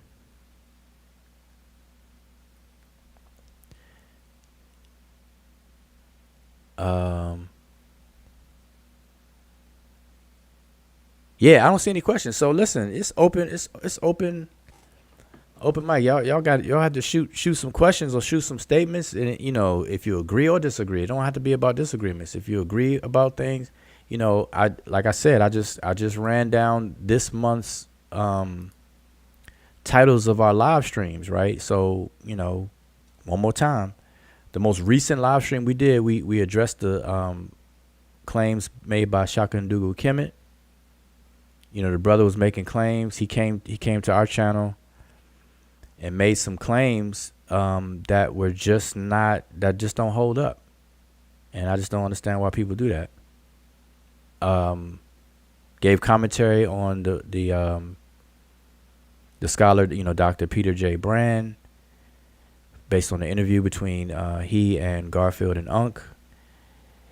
We also addressed Brother Reggie's claims. And about his claims, I could just tell that Brother Reggie did not read the book that he went to the library and ordered and scanned in.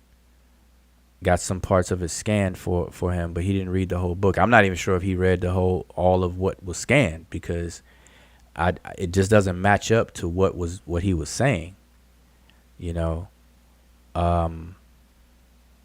What else? Then we had an open discussion like tonight. We talked about ChatGPT, consensus, and experts. That's what the linguistic issues with people who know nothing about linguistics, but kind of beat their chest to argue about linguistic issues. And for the life of me, I don't get that. I don't understand that. I never encourage people to do stuff like that. Don't it's when you're in learning mode and you're trying to learn about things and you're curious about things, yes, float around, step outside your lane, go to uncharted territories, do all of that. Like, I advocate for that. Like, I push people to do that. But when you want to try to argue about something,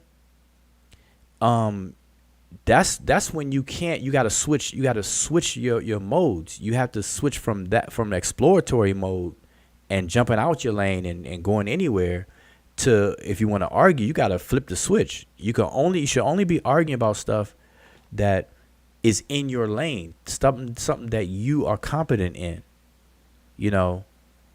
That should be a basic understanding that everybody should have. So that's what I say about that. The Tomb of Ramses III. Hopefully, between these two videos, everybody understands what's going on in that tomb when it came to those 16 figures, so-called the 4 races of men, mankind, and stuff like that. Hopefully everybody is satisfied, because this is like the 7th or 8th time we've touched on that. And I did it differently in this video right here.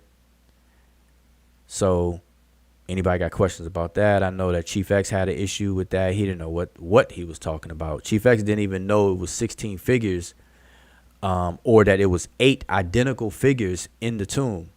I mean, he's just totally confused. And speaking of Chief X is a straw man expert, boy. Somebody sent me a link of something that he said maybe the other day. I don't know how old it is, but it's recent. And he made a claim that I claim that you have to study Medew Netcher to understand history. And nobody in their right mind would ever agree or think that that's a claim that I've made. That's why I say he's a strawman master, because I don't get it. Like, it's just a rap for Brother Chief X, as far as I'm concerned. Because when people start doing that and just outright just making stuff up and mention my name and stuff, I start to think that people need to people try to make content and get views. And I'm not a person that brings a lot of views, so I don't know why my name would be mentioned or whatever. But I guess he's trying to get a certain segment of people or something. I don't know. But for somebody to just straight up lie like that, that's just distasteful and everything. I don't understand that. Yeah. So then Sanjetti presented the calendar, and then we talked about the Tomb of Ramses III again, right there. Deshret Redland. Oh, a quick read of Asar Motep's book, Race and Identity in Ancient Egypt, Volume 1. I went over a couple of pages and discussion on that. And now I think this is part of June. So anyway, I just showing a couple of things from July that we've gone over. All right. So. Oh, Donnie asked a question. Oh, okay. Here's some questions. I see some questions. All right. Let's see. Let me take this away from the screen here. So Kevin asks, I'm going to go back up. Hold on. Donnie had a question. Okay, let me go to Donnie's first. So Sesh, have you ever seen the glyphs that Israelites claim say Israel? If so, can you chime in? Oh, okay. You talking about the Merneptah stela. That's what you're talking about. And that's what scholars are saying or have said is the first mention, formal mention, or extra biblical mention of Israel. And you're asking me to chime in on that. I haven't done a full deep dive in on that yet, but from where I'm at with it right now is that the jury is still out on that. Whether it's talking about the biblical Israelites or Yisrael, there's a supposed separate group called Yisrael or Yezreel and not Israel. There's some confusion. There's some mixture there. Then there's a claim that they're reading it wrong. The glyphs are not what people think it is. Like from a vulture, it's supposed to be an owl. There, I think there's one scholar who's written an article claiming that the vulture is really an owl. It's hard to tell because that section of the primary source, the actual stela itself, has been touched or rubbed on, or they actually, I don't know if you all noticed, and I don't have the picture readily right now. I could probably dig it up, but they outlined it in white chalk at some point, or they've done something to it to outline it to make the the glyphs stick out more, stand out more, whatever the case is. And so there's a scholar, I believe, who claims kind of like foul play with that. And so yeah, that's going on and whatnot. So, but yeah, so to answer your question, yes, I've seen it. I'm familiar with the stela and everything like that. And I had a video. We had a full discussion about it a long time ago. This is when Google Hangouts was still going on. This is the early stages of Google Hangouts.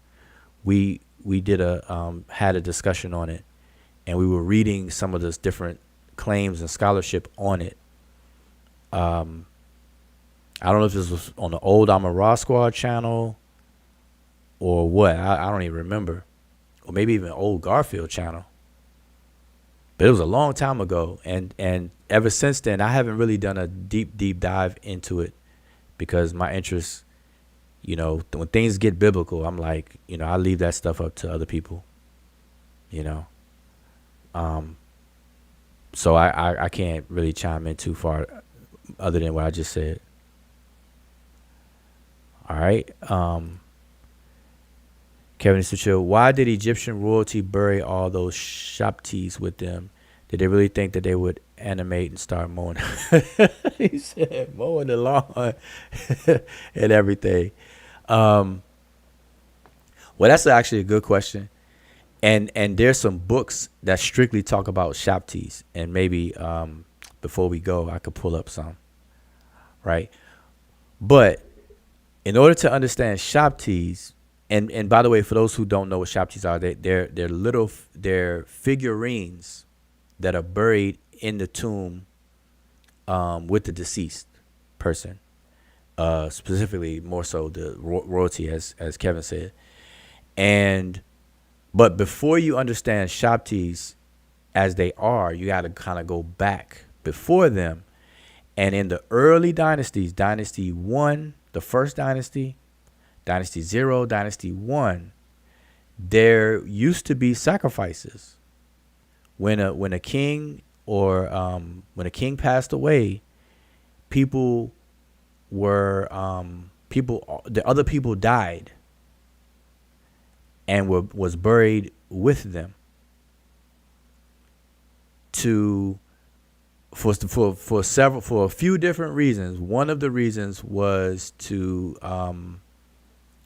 be with the king. I see Rob Rand's back. With the king. And then Shoptis end up being workers. So the people would die. They would kind of guarantee them an afterlife because, everybody knows that the king would have an afterlife. So it's like, hey, let me jump on the bandwagon. And then to do work for the deceased.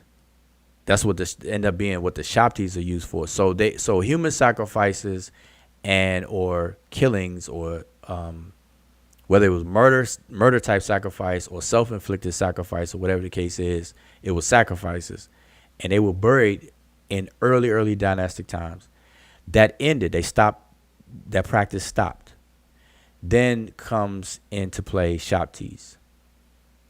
All right, and Shoptis come into play. So they would represent working.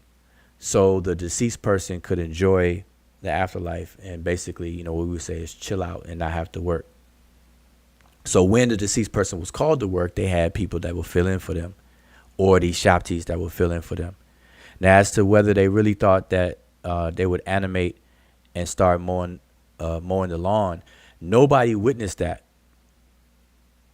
even after the fact. So you got to remember. So here's the thing that I always say: Egypt's existence is over 3,000 years, and including the intermediate periods and things like that, right?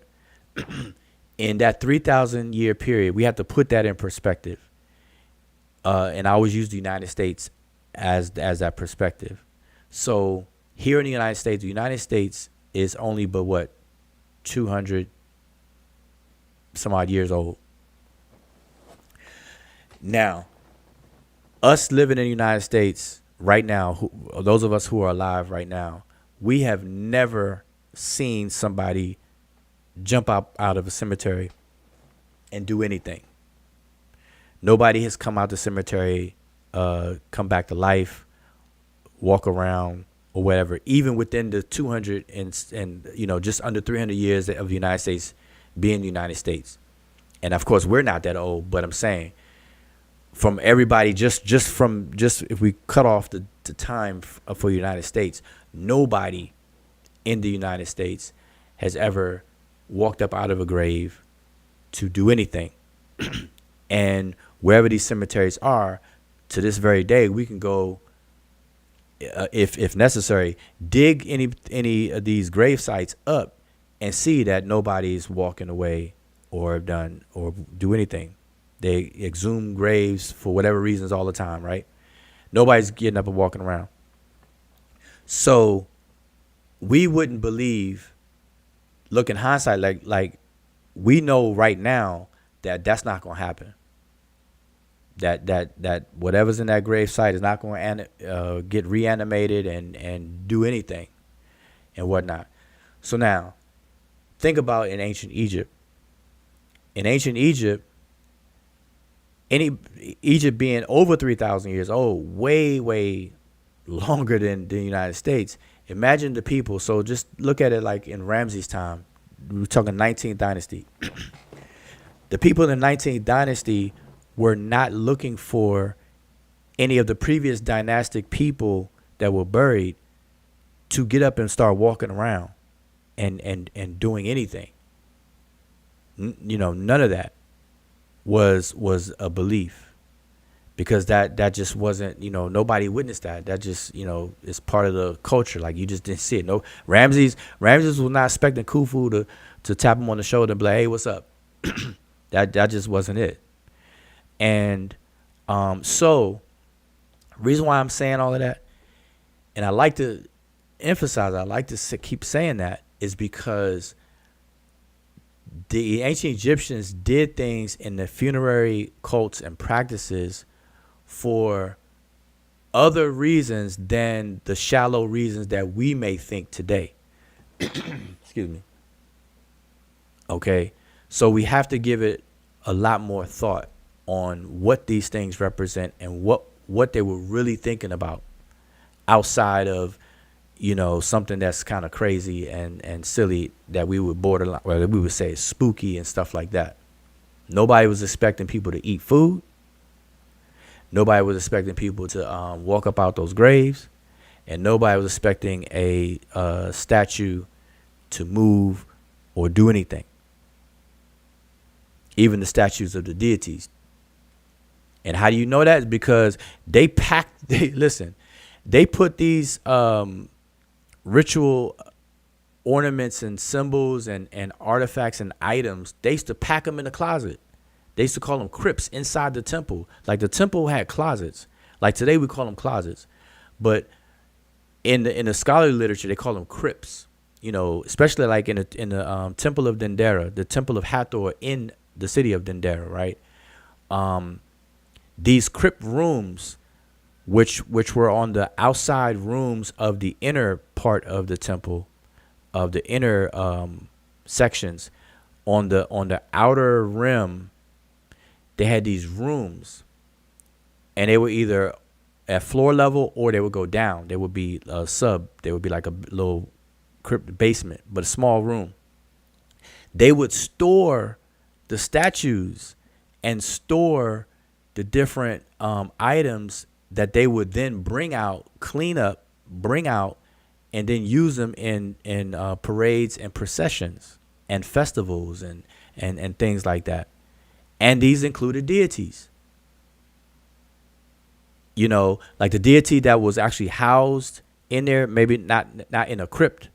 The other items and stuff was in the crypt, but the deity that would be in the so-called Holy of Holies, the sacred part of the temple, they would make sure that the deity was clean. But I'm saying all this to say, because they were not expecting the deity to walk out there on its own.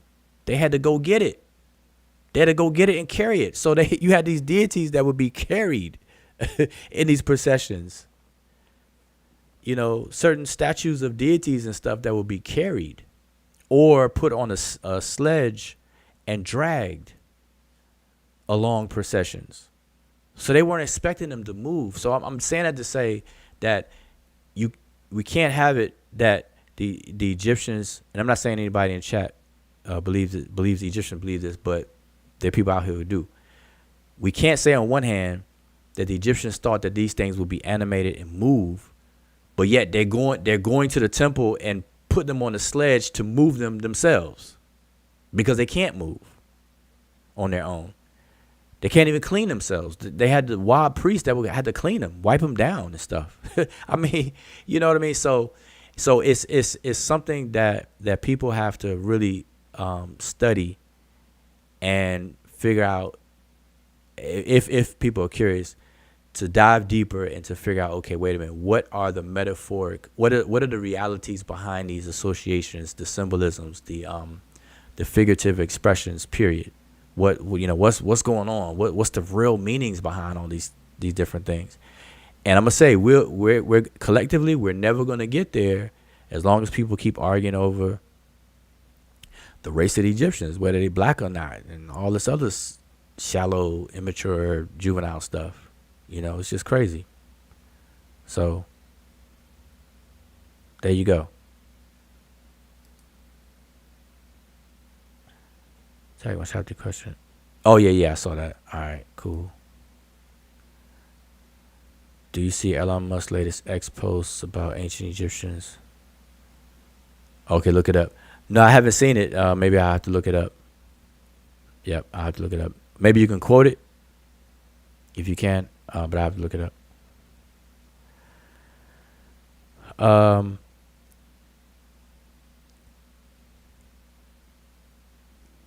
let's see. Okay, so Donnie said, oh, "Okay, thanks." Yeah, yeah. We can revisit. That Israel, the murder per Stella. I just haven't done a satisfactory deep dive to it to where I don't. That's why I don't bring it up.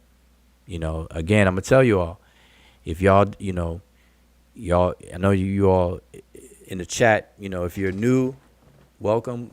Stuff like that. But if you've been, if you're familiar with me, familiar with what we talk about, what I talk about and stuff. One thing is that I'm a hard advocate for you don't argue, fuss, and fight about things that you are not competent in or you haven't done a an investigation of and stuff like that. So that's why you don't see me bring up certain things. I don't bring up things if I'm not competent enough or whatever.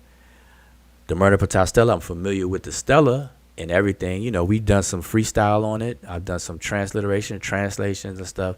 But on the issue of Israel, I haven't done a deep enough dive on that to like claim a position and stuff like that. So I don't do it. So just to be clear on that. I'm familiar with some of the scholarship on it, but I haven't done it because scholars are I like to fact check scholars because people get burnt by scholars, not intentionally, but scholars can be wrong. Scholars they're more specialized than enthusiasts and lay people, but at the same time, a scholar being a scholar does not make a scholar infallible. So you get to a certain level where on different issues you got to be able to check the checker, check the scholar, check out the scholar, make sure the scholar is on point. Or if they, like, let's say somebody shows their work, let's say a basic math teacher, like all of us took math at some point in grade school, right? Your math teacher, my math teacher would give us math problems and they would tell you, don't just write the answer, show your work, especially if it's multiplication or something, algebra, especially with algebra, for sure, algebra. You have to show your work. And there's a certain way that you document your work. You have the math problem itself, and then you multiply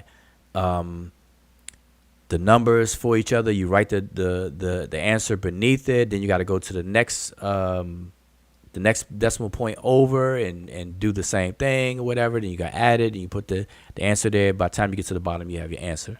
But you have showed your work. Now, if somebody else is not competent enough in math, they have eyes. They can see your answer, but they won't know if your answer is correct or not unless they have some competent level of math under their belt. And then they can look at your work and your flow and what you documented, and they can go behind you and see how you reached your answer. And then they can say, okay, that's beautiful, that's nice, that's correct. Or if they feel it's not correct, they can look through your work and see where you went wrong. Or vice versa. They could be wrong, thinking that you're wrong, but you actually correct. But then when they do that, they do theirs, and you can compare each other's workflow, and then you can iron out and troubleshoot where the problem is. And so that right there should be pushed in our communities if people's objective is to learn and grow the body of knowledge on a personal level and then as a collective. That should be in the forefront.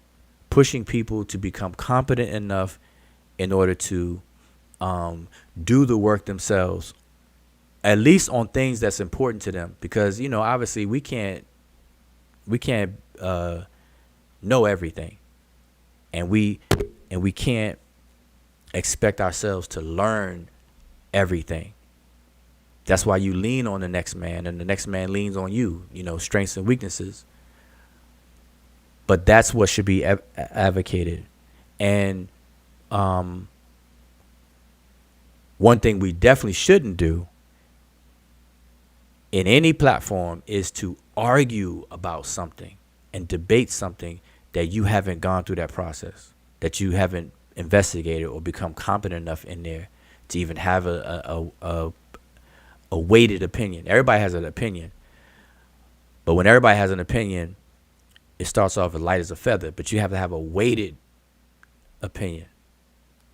And the only way you can do that is if you become competent in something where you can, you know, you have some valid points to make. Anyway, so that's that. But that's it. So hold up. I see Kevin. Oh, Majay says, no homo. When did ancient Egyptians start erasing erect phalluses from their artwork? Oh, well, that is debated. It's the same thing with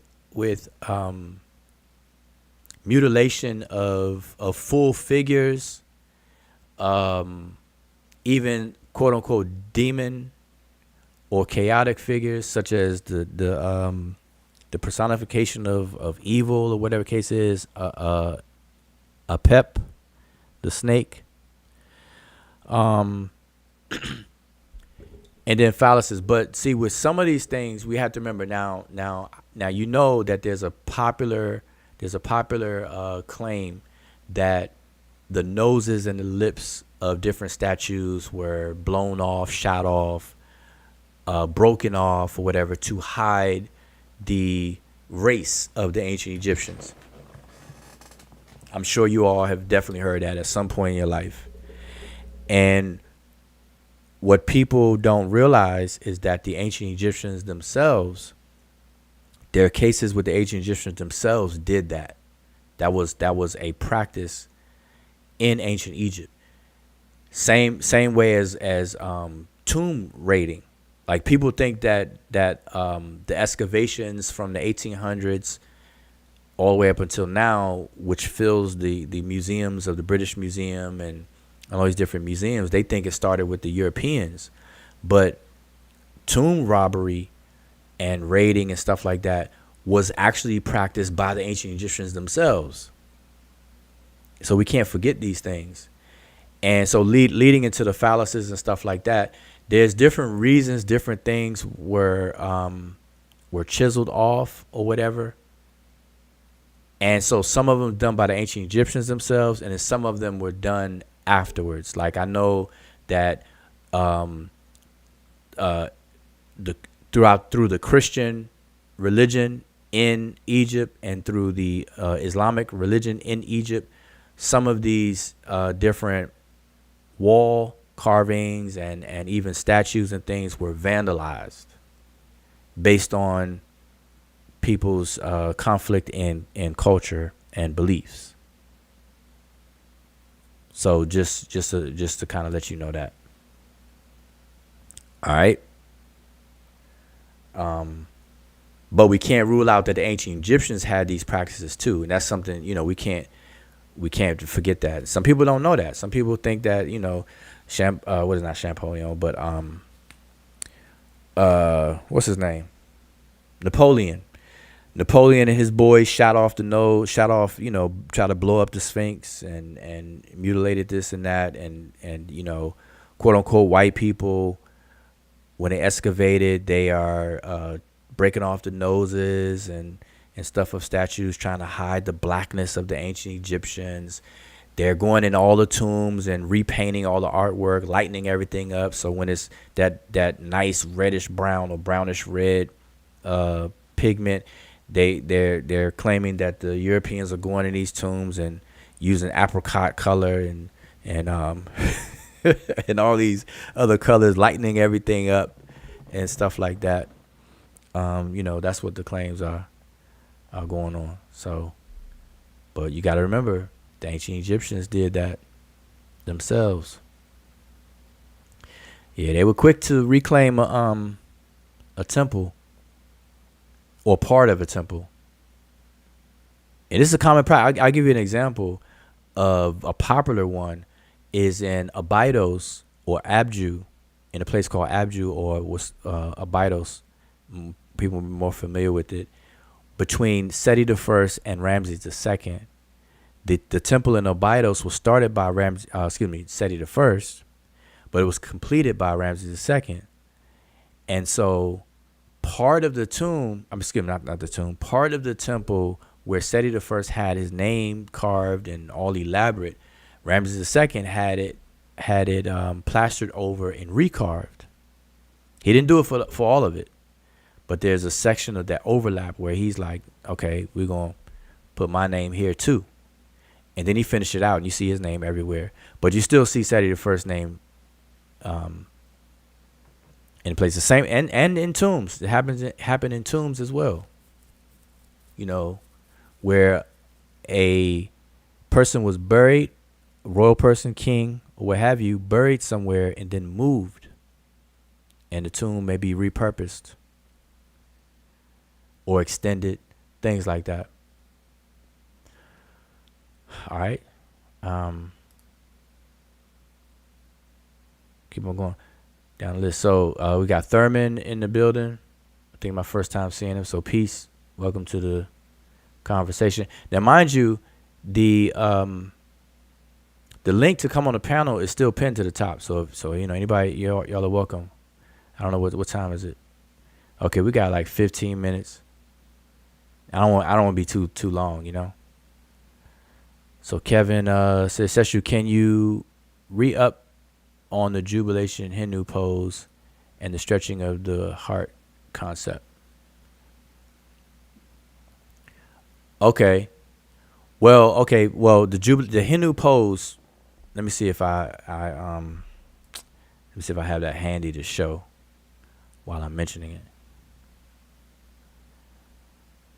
Real quick.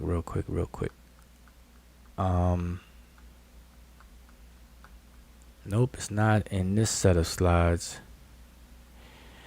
Well, where I definitely touched on that was in a video I did about the yoga postures, the Kemetic yoga that people are practicing today. Oh, I do have it right here. So y'all see it right here. He's talking about this pose right here. Move the comment. So this particular pose, so just to kind of point some things out, I believe this is coming from, Ramasu, but this is Minpeti Ra, not Ramses II. But within this section here, you see these three poses. So you see Inpu, and you have Inpu. Where's my arrow? Okay, here we go. So you should see Inpu's name and no, but here is Inpu and here is Heru, and both of these deities represent the souls or the Ba of two different places. One is the place of P, and the other place is Nekhen. Okay, so you see the Ba of Nekhen and the Ba of P. And these two places are like ancestral points of Lower Egypt and Upper Egypt. Okay, they go way back, and you'd be more familiar with them with Wajet and Nekibet, the two female deities that are known as Nepti, the two ladies. But what I want to point out here is this pose right here. Notice that you have this particular glyph here that's the exact same pose. And so this word right here, Heni, is determined, or the terminating glyph is the actual pose itself, the position. And that's what it's called. And you see the same thing over here in column number 9 that I have numbered in the way that you would read them. So in column number 9, you have the same pose here. And so you see the same word. So you see Henu over here. So you have the H, the N, water ripple N, and then the triple stroke. So this Henu and this one over here is Heni. And what this represents is jubilation. It represents the word jubilation. And what they're doing is they're beating on their chest. And you really can't see his hand, but you can see the king's hand and Heru's hand. But they're beating on the chest, and they have one hand in the air. They have their right hand up in the air, and they're beating on the chest with their left hand. Now, when I talked about Kemetic yoga postures, they're not literally, like, nobody literally was in this posture and in this stance right here. This is called aspective artwork, where the chest, the torso is straight on and everything else is in profile. So the way they really are is like, squatting normal, kneeling normal, down on one knee basically, and their bodies are straight, and their right hand is in the air with the fists in the air, and then they're beating on the chest. And that was an actual sign of jubilation. And these are things that they would do to celebrate the king. And it would be things that would be said where people started to do that. It's like a call and response. It's almost like how today, it's not exactly the same, but I'm gonna use this as my analogy. It's the same way that if somebody famous were to do something, or anybody would do something, or walk into a room, everybody would clap and give an applause. Okay, and so and that applause would be celebratory. So they do something, everybody, standing ovation, they start applaud like the Olympics are going on right now. So somebody, track and field or gymnastics, they do a dismount, and then boom, they stick the landing.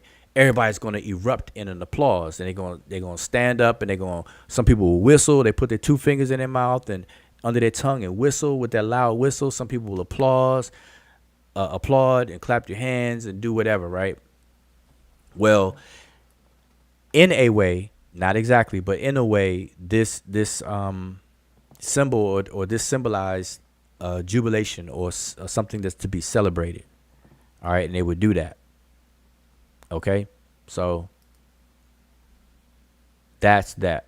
And I'm trying to get back to your question because you had a next part of it. What was it?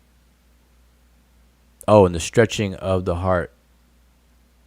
Okay, well, the stretching of the heart is the word. So we have the word henu or heni, which is the word jubilation, to jubilate, as a verb, and then jubilation as a process, as something that's done, as a substantive, actually. Now, the stretching of the heart is a different word. Awad ib is the word that means to an elongated heart, or the widening of a heart, and that's idiomatically translated as joy. And so you have jubilation, then you have joy, and it's to make one's heart wide or stretched, is the same way of saying happiness or joy. So I'm not sure if that's what you're referring to, Kevin. Those are 2 different words, but it's kind of related in a little sense. So hopefully I don't know if that helped you out with that. I'm gonna keep on going down. Hold up, he said I almost spat my cup of tea. Oh, I'm not sure what was said. Oh, he said the helicopter glyph. Oh yeah, Dendera. Yeah. That's in the Temple of Hathor in Dendera. Oh no. Take that back. I'm confusing it. The Temple of Hathor in Dendera is where the people made this wild claim that the Egyptian had light bulbs and electricity. But yeah, the helicopter glyph is in the temple of Seti the First and Ramses the Second in the Bidos. Yep. So yeah. Let's see. Keep going. Okay, Thurman said, dang, I've been rocking with y'all before COVID, Freestyle Friday. Okay, yeah, appreciate that. Keep on rocking. Rocking. Mika says, when are y'all gonna start reading Glyphs lives again? Yeah, we're gonna pick back up on that. So yeah, so hold us to it, Mika. Hold us to it. So every time you see it, just say the same thing. Just say it until you get on somebody's nerves. No, but we're gonna do it. We are definitely going to do that. All right. Should have done something tonight, but tonight I just want to kind of do a review. So today's Wednesday, maybe Friday we'll do a Freestyle Friday because we normally used to do it on Fridays. So we may do a Freestyle Friday. And but I want to find something interesting because see, before people used to send me stuff. We used to get stuff sent. So feel free to do that. If you're friends with me on Facebook, inbox me on Facebook or email wujao@gmail.com or inbox Emmycat or email Emmycat or whatever. But people used to send us stuff. Suggestions, as far as what to freestyle on or whatever the case is. All right. Even this what we have up right here. Even this one that I have up here. This came from a freestyle or something because I have these columns numbered, and we were going through. Jed Medew N, Baul P, Henny Sin, Haraket, Sa, which is the son, their son, Sa Sin, and then we have the Wasir, Nesut, Minpeti Ra, Sa Ra, Ramasu, Macheru, M, Wati, Sin. Then we have Jed Medew and Bao Nekhen. And then we have Eri Sin. And then Henu. And so on and so forth. See, so we can do that real quick. I mean, maybe I should have had somebody else do that.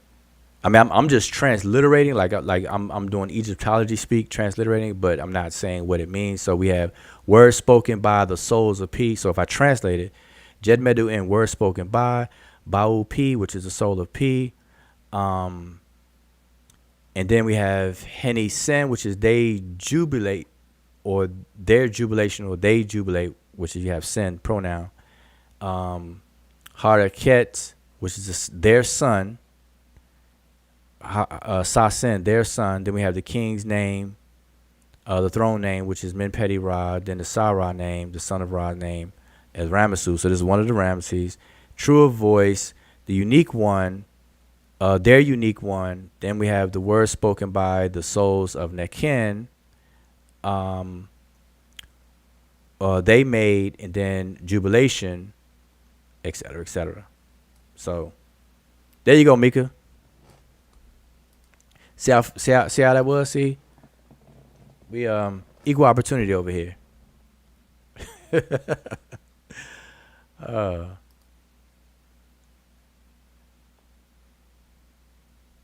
Let's see. Keep on going down. Okay, now we're back at MC Chill. Do we know what the blunted or sharp M glyph actually represents?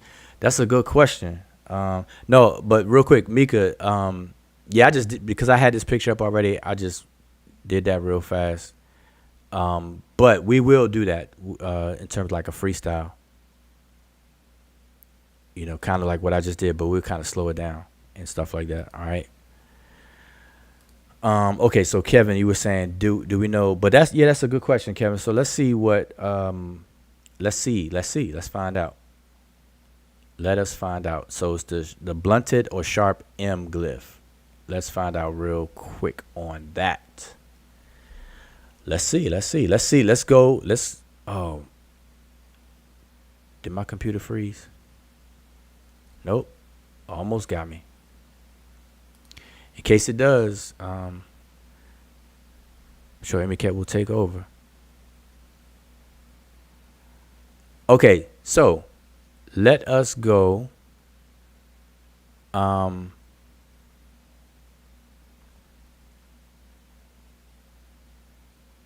a minute. So let's pull up Gardner's sign list. Let's start with Gardner, because Gardner is responsible for giving us these Gardner codes. So let's go to Gardner and see what Gardner says that that glyph is. All right, so we're gonna start with Gardner, and let's see. Pull it up. Go straight to the glyph. It's gonna be in those unrecognized, or is it? Emicat, do you have the Gardner number for that?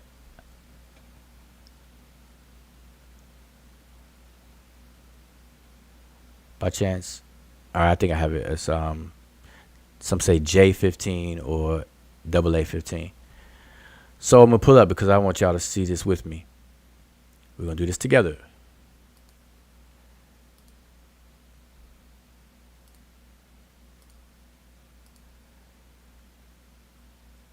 All right, so y'all should be able to see it. Move this out the way. Okay, make this bigger. So what you all are looking at is Sir Alan Gardner's Egyptian grammar that has the sign list, and it is his sign list that all the other scholars reproduce. And that's another thing. Let me pause for a second. And Kevin, we're gonna get to this real quick. Let me move it out the way so y'all don't see it first. But let me just say something to y'all here, right? This is something that I want y'all to understand. That I encourage people that if you have something that is interesting enough to you and important enough to you that other people can benefit or be a situation of like minds situation, then I encourage people to write something about it. Write a book. You can start off with an outline, which will grow into an article, which may grow into a book, quote unquote book or whatever. So I encourage people to write books, and in doing so, in having that kind of workflow with your studies, because as you study, you should always take notes.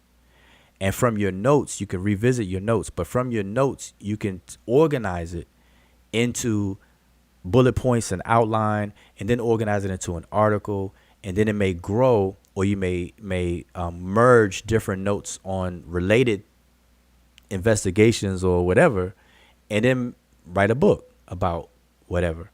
Now, I encourage that because people who do that, you start to understand the process, and then academic and just scholarship in general, like the workings of it. Now I'm bringing this up and I'm pausing because I think people should know and be aware of, just like there's different genres in music where you have hip hop, we have R&B, soul, pop, rock, techno, disco, or whatever. We got these different genre categories of music, and different music is placed in the categories based on, for whatever reason, criteria that makes them fit in there. Well, the same thing happened in books. And I know anybody who go to bookstores and libraries, you already know this, where you have fiction and nonfiction. Those like the two major, big, broad categories. Either it's fiction or nonfiction, right? But there's a lot of genres in literature. And one genre that people sleep on or have a misunderstanding about is textbooks, or more scientific research type books. So you got textbooks and you got more scientific research type books.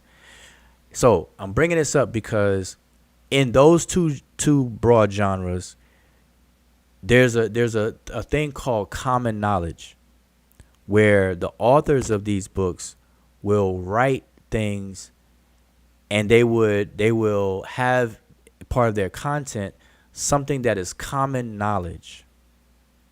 That's among, scholarship, period. And when you include that in your content, the rules of accreditation changes. So, like, for example, in among Egyptian grammar books, and I think I always tell people I think I have them all. I may not, but if I don't have them all, I have most of them. And in all of my knowledge about these books that I read all of them, all the ones I have. All these grammar books, there's a lot of overlapping information. There's a whole bunch of repeated information between grammar book, different authors. But it's a lot of repeated information, because let's say there's 20 Egyptian grammars. They're not saying 20 different things about Egyptian grammar, because if that was the case, then everybody would be confused. They're like, well, which book should I buy? Because this author is saying this about the Egyptian grammar. So who's right? Who's wrong? And all that other kind of stuff. There's a lot of overlaps in the Egyptian grammar. And I'm just using this as an example. So, but now, these authors / scholars, they're not citing or quoting each other, but yet they got the same stuff in each other's books. And that's perfectly acceptable and expected in that type of genre of books. Now, if you're writing a research paper, an investigatory research paper and stuff like that, in an article or whatever the case is, and you're pulling from information here and there or whatever, and definitely if you're directly quoting somebody or whatever, then obviously you're going to have to give accreditation. You're going to have to credit or cite and do all the proper citations and things like that. But I'm bringing this up because it made me think about this, because the Gardner sign list, when you look at these different grammars, you're not going to find like a superscripted number that's going to point back to Gardner every time or whatever the case is. Or even when these scholars write an Egyptian word and put the definition in quotations next to it, they're not going to cite a dictionary or whatever. They don't do that. I mean, and I could pull up James P. Allen's book and show you. I could pull up 2 grammars from 2 different authors and just show you, right now. But I'm going to spare y'all that boredom. But anyway, I brought that up because this is Gardner's sign list that everybody duplicates. Everybody duplicates. And they may mention Gardner. They'll mention Gardner, but they don't cite him the same way, how you cite a reference or cite, a citation and stuff like that. But anyway, I just want to bring that out to people, because some people don't know that, and people make an argument about stuff like that. Anyway, so Kevin, excuse me, I'll just go back down. So 813 starts the so let's see what he calls this glyph. This is what you were talking about. So double eight 13 starts it off. So he describes it as hardly the 2 ribs of an oryx has been suggested. So now, just so people will understand, Gardner's sign list is arranged in groups. All the glyphs are arranged in groups, and the groups of glyphs of like glyphs are put into categories based on the alphabet. So if I were to scroll up, you'll see the last one is Z. So Z9. So A through Z. And then what Gardner did was he has a grouping called double A. And some scholars have changed that to J, because for some reason Gardner skipped J. He has A through Z, but he skipped the letter J. So some scholars will name the unclassified ones as J. And Mark Vigas is one such person that does that. but most other people still knows it as double A. So the double A category represents unclassified glyphs. In other words, scholars at this time were unsure about what the glyph is, an image of. So like here, you have double A1, which is the human placenta, but it got a question mark. Okay. And then number 2, they have a pustule or gland, and they put a question mark. So, just to kind of give you all background on that. So by the time we get to number 13, double A13, he said, hardly the 2 ribs of an oryx has been suggested. So they suggesting this is ribs. Number 14 is the Old Kingdom version of double A13. Double A15 is an alternative form of double A13. So to cut it short, and then 16 is a short form of double A13. So 13, 14, 15, and 16 are all the same glyph, basically, different forms of the same glyph. And so according to Gardner, they're saying the suggestion is 2 ribs of an oryx. All right. So that's what is being said. So I don't know if that answers your question, Kevin. Now this is Gardner. So if we were to go to a different book, let's see. So let me stop sharing that one. Let's go to a different one. Because that's at the time of Gardner. Now, some of these glyphs have since been identified, where scholars are more, a little bit more sure about what they are. So they have moved. Some glyphs have been moved around. And so let me pull up another one and see if we can get a different one. Let's see, right here, and we're gonna go down to the glyphs and see what is said about these. So what you're trying to say is that some of those glyphs have been overturned. Yeah, some of the glyphs have been overturned. The experts has been overturned. Okay, so here's another list, and I'm not sure if it's been overturned, but let's just see what it says. I'm gonna show y'all this in real time. So here's a sign list coming from the person I spoke about, James P. Allen. And you all should be able to see it on the screen now. Okay, we're going to blow it up. Is it big enough? Do I need to make it bigger? It's probably bigger. Yeah, I think y'all like it big like that, right?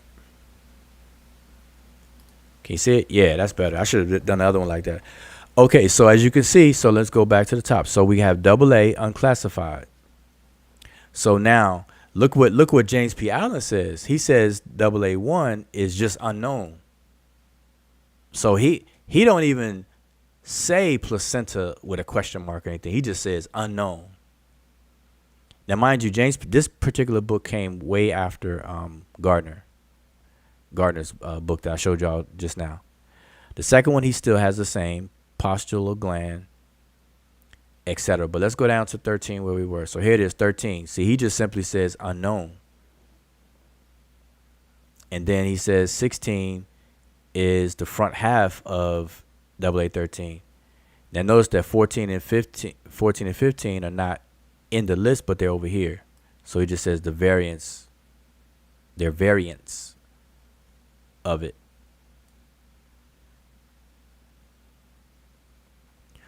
Now, so Kevin, where we get the half, we call it a half blunt or whatever the case is because of what this glyph, the logographic nature of the glyph. Logo meaning word. So what word does this glyph is used to represent? And so as you can see, it is for the word guess, GS, which means a side of something or half. And so that's where you get this notion of blunt half. Okay, so just so you know, in case you didn't know. All right, so that's where if you hear us say blunt half. You hear me say it because I say it, blunt half or whatever. It's coming from this particular glyph represents the word guess, which means half or side. All right, so hopefully that helped that out. You were gonna say something, Cat? Oh, then. Okay. Yeah. So Kevin, let me know if that was sufficient for you. I don't know. Peace to the brother Jehudi Ma'at. We got the brother Jehudi Ma'at. He got a new website, y'all. Jehudi Ma'at, you need to put your link in the chat. Oh, wow. Okay. Yeah. Yeah. The Scribble Beats. Oh, I know. okay. Dope. Okay. Something like that. Yeah. Yeah. Put it in the chat. Scribble Beats by Scribe, DJ Scribe. How? The Scribble beat maker. Some. I don't know. Nice. But yeah, put the link in there, Judy. But all right, anyway, Jehudi says, when was the last time anyone challenged y'all on reading the glyphs? Oh man. Challenge on reading the glyphs? I don't think anybody's ever done that. Yeah, I don't think anybody's ever done that. Yeah, I don't know. I don't think anybody's done that. Well, I guess the closest. No, you know what? The brother Reggie did that a long time ago on the old Amara Squad channel. I think we were that's when we were using Google Hangout, but we were live on the Amara Squad channel.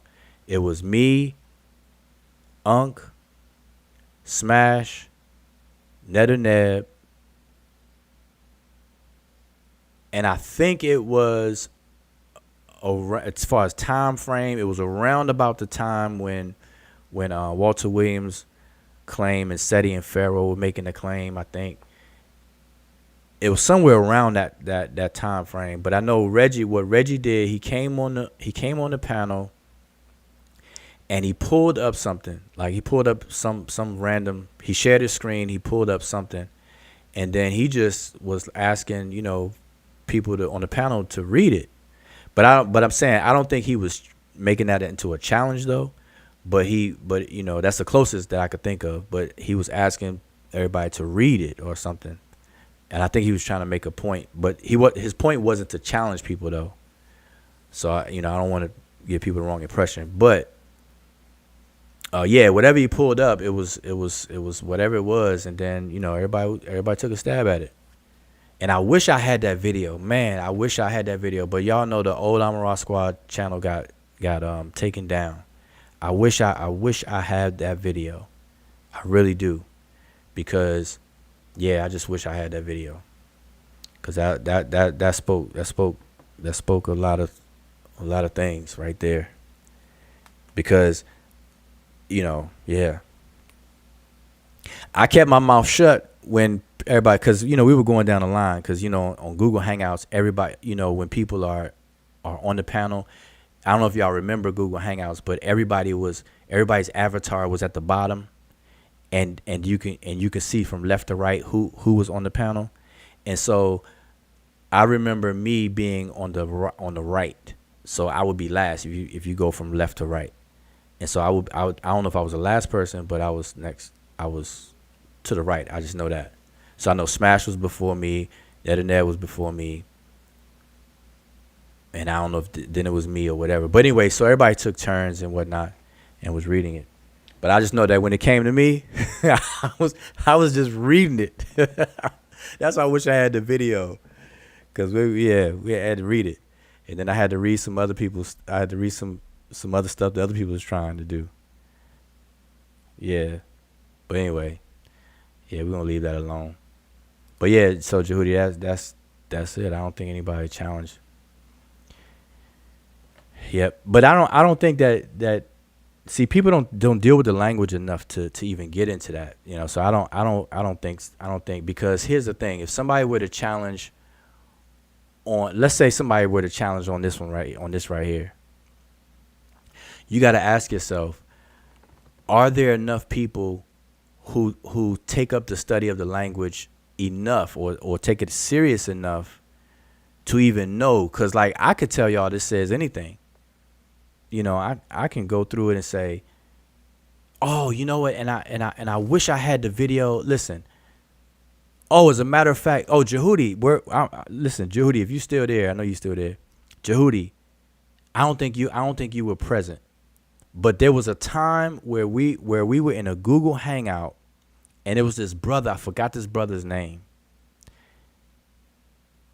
And his brother did challenge. He challenged me to read the glyphs. Like we were talking about the glyphs, and he was saying that it's really the Beja language, and the ancient Egyptians are really the Beja people. The Beja people of today are the true descendants of the ancient Egyptians, and the ancient, Medew Netcher is really the Beja language and stuff like that. So I challenged him. So it's the other way around. I challenged him, and I used this picture. I think I used this. Yep, I think I used this picture right here. And that's how old this picture is. But I used this picture or something similar. I think it was this picture. And I told him, I said, listen, if the modern Beja language is the language that the glyphs represent, I said, then tell us the translation of this. I said, whatever. I said, you don't have to do the whole thing, just do a couple of columns or whatever. And boy, I'm telling y'all, I wish I had that video. I wish I had the video, because everybody on the panel fell out laughing, because the brother was saying some crazy stuff about the glyphs. I don't even remember to relay it to y'all right now, but all I remember that it was crazy.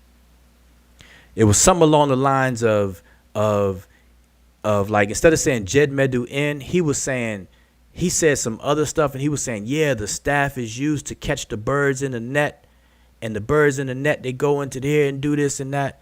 I was like, what? No, seriously. I do remember him saying birds being captured in the net. So that's why it makes me think this was the picture. It was some crazy stuff like that. Like these birds right here, these bob birds, were being captured in a net. And I think he was saying they be washed off with water and put into this basket right here or something. Boy, man, I'm telling you, boy. Anyway, back to my point though. See, I think more people, need to take up the language more serious, so that we can have those, language specific type discussions and stuff like that. Because if I'm sitting here, translating this, and the whole audience, everybody in the chat knows nothing about the language, now everybody would be in a position of belief. Like, you have to rely on me and trust me 100%. You have to trust that I'm telling y'all the correct thing. And if necessary, we have to do what we got to do. And people, you trust people. But if we don't have to, then we shouldn't. I mean, we shouldn't be in that position, And so what I encourage people to do is learn the basics at least. So if I tell you that this word is Jed, this cobra in repose right here represents the word Jed. This staff right here represents the word Medew. This is an abbreviated form of quotation marks. This is Jed Medew, which it means words spoken, and then in is a preposition by, and then who. You always, after the preposition, you're gonna have the object of the preposition. We learned that in basic school, right? Prepositional phrases. There's a preposition itself, then the object of the preposition. So the object of this preposition is ba'u, which is the word for souls. And then you have a genitive construction, P, the souls of what? The souls belonging to what? This is a place. P-Y. It's called P. The place is called P. Spelled P-Y. And you have the 049, which is the toponymic determinative. So this represents a place. And see how I'm explaining it? Jed Medew in, or Jed is the verb. Words spoken by. Jed is usually a verb, to say, to speak, to say. And it's saying words spoken. Jed Medew in by. The word in is by. This is represented by the reed and the water ripple is the word in by. Who or what? The Ba'u, the souls belonging to P. And then so this is what's being said. And then so that's like a quotation. It's like a modern day quotation. Then it goes into what was actually said. And then you know keep going forward and stuff like that. And you see the same thing over here. Jed Medew in Ba'u, but now a different place. Nekin. So that's a different place. All right. So anyway, but my point is, if everybody in the chat right now, or in any audience where I'm saying these things, if they have no clue whatsoever, they have to just take me on my word. And most people won't leave the conversation and then check it out themselves. But like, yeah, man, well, Jao was talking about this right here. Let me look this up. Okay, Jed, he said this was Jed. Let me look up Jed. What does Jed mean? It says Jed Medew in. What does it mean? All right. And then, you know, people don't really go further and look at that. So anyway, I just want to point that out. So as a matter of fact, let me see if I can find that real quick in words. Hold up.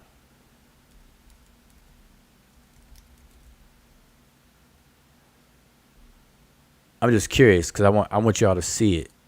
So y'all don't take my word for it. At least if I'm wrong, I'm gonna show you somebody else is wrong. Hold up. Is that it? No.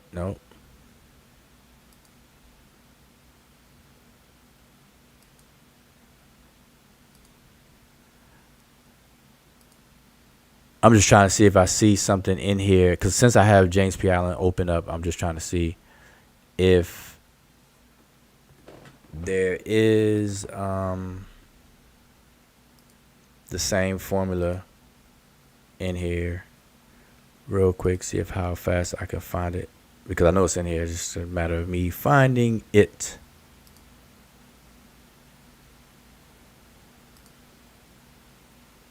And see, when I need something, happens all the time. I know it happens to everybody.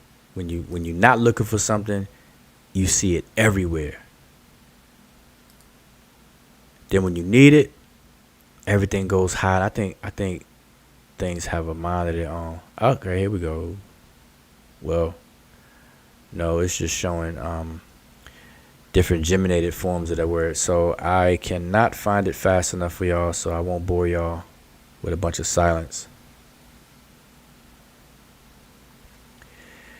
Yeah, I won't bore y'all with a bunch of silence here. All right.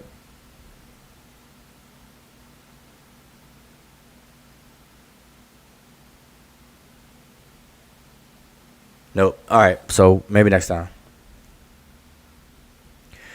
All right, let's keep on going down. Let's see. MK was saying struggling. Okay, so yeah. So y'all checked out. Y'all saw Jehudi Ma'at's the Beat Scribe. Okay, so I was right. The Beat Scribe. All right, the Beat Scribe. Peace to the brother Babylon Done, Outside the Box. And then we have we done been 30 minutes over. Didn't Joseph Smith, the Mormon founder, make a crazy translation of papyrus that later was found to be not even close? What was that he did? Yeah, I believe so. You drawing my memory. I believe so. Yep, I believe so. But it was something else. He had something like the tablets, and they supposed to found it in his backyard or something. If I'm not mistaken. But yeah, I don't know, it was the Emerald tablets or something like that. But yeah. Now in our rebuttal book to on the whole decipherment issue, we talk about scholars leading up to the decipherment, how they were so far off the mark.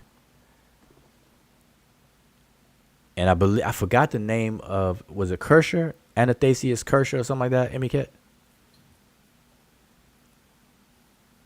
If you're speaking, you muted. Oh, yeah, I was saying yes. Okay. Athanasius Kisher, or Kisher. I don't know how you pronounce it. Okay, yeah. I believe he was one of those people that were way off. And then it was another one, Harapalo,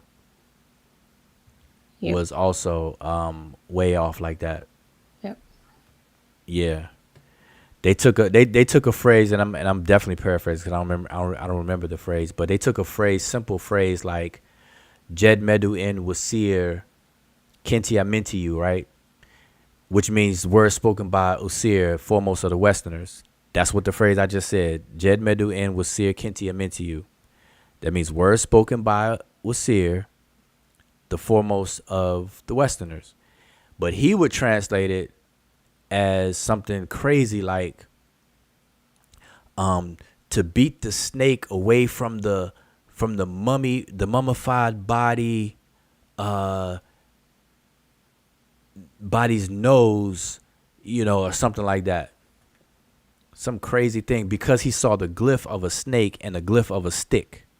He said, so to beat the snake away from a mummified body, to damage the eye of something, because Wusir's name has an eye and a throne on it. People were really, really crazy in trying to make their attempts to translate it first. So yeah. But anything else, y'all? Anything else? Anything else? Anything else? So again, I'm just doing, live, just kind of hanging out, engaging everybody in the chat. Appreciate everybody tuning in and whatnot. At the end of every month, I like to do like a month in review. I would do a weekend review, but we're not active so rapidly to kind of have a week full of things to review. So we're not at that point yet, but a month in review and everything. But I hope y'all got the points that we made in the previous videos for this month. So the whole point of addressing the claims of Shakundugu Kemet, hopefully everybody got that. And by got it, I hope you all understand the points that are made and understand how the brother is just flat out wrong in his claim. Same thing with the brother Reggie, claiming that the driving the four calves didn't have anything to do with the 4 cardinal points, when even his own source says so, which is where I got it from, where I talked about it years ago and stuff like that. And that's what makes me believe he didn't read the book, because the way the book is designed, that's another thing. There's certain books that are designed where and I said this earlier, there's plenty of instances where you don't have to read a whole book to get a point, but it depends on what the topic is and the structure of the book, how the book is organized, because some books are organized in a way where there's a build up. It's almost like watching like right now we're watching House of Dragon, the show House of Dragon, which is like the Game of Thrones, right? And you know how every episode leads into the next episode, which leads into the next one and next one.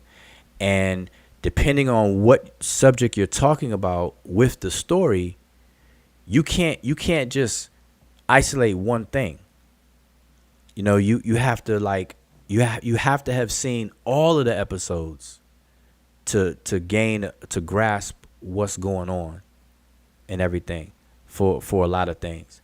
Well, some books are organized that way, where you can't cherry pick and just open up a page and try to read 3 pages out of a 400 and 500 page book and think you ready to argue something, because some books are made where the previous statements and chapters or paragraphs lead into the next. And so this particular book by Egbert, who who is the go-to scholarship on this particular rituals too.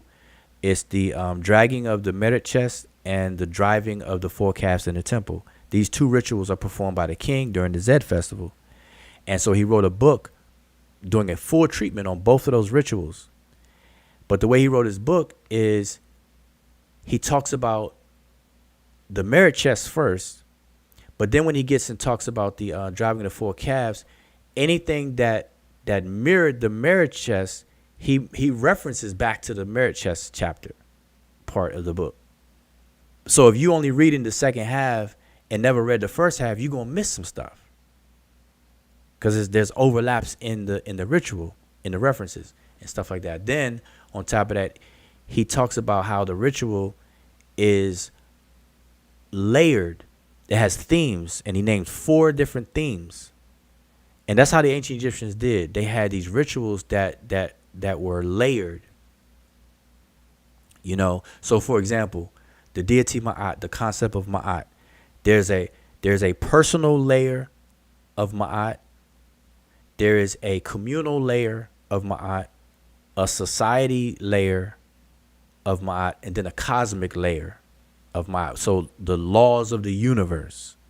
Then you got the laws of the society, the morals and the laws, and you know, the balancement of all of that in society. Then you got your personal level, that where Ma'at,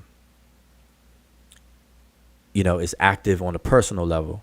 So these rituals have multi-layers to them. So there's a layer that deals with the 4 cardinal points. There's a layer that deals with the myth of Osiris being killed and reassembled and stuff like that, or whatever the case is. Then there's a layer that deals with agrarian layer, and then there's a pastoral layer.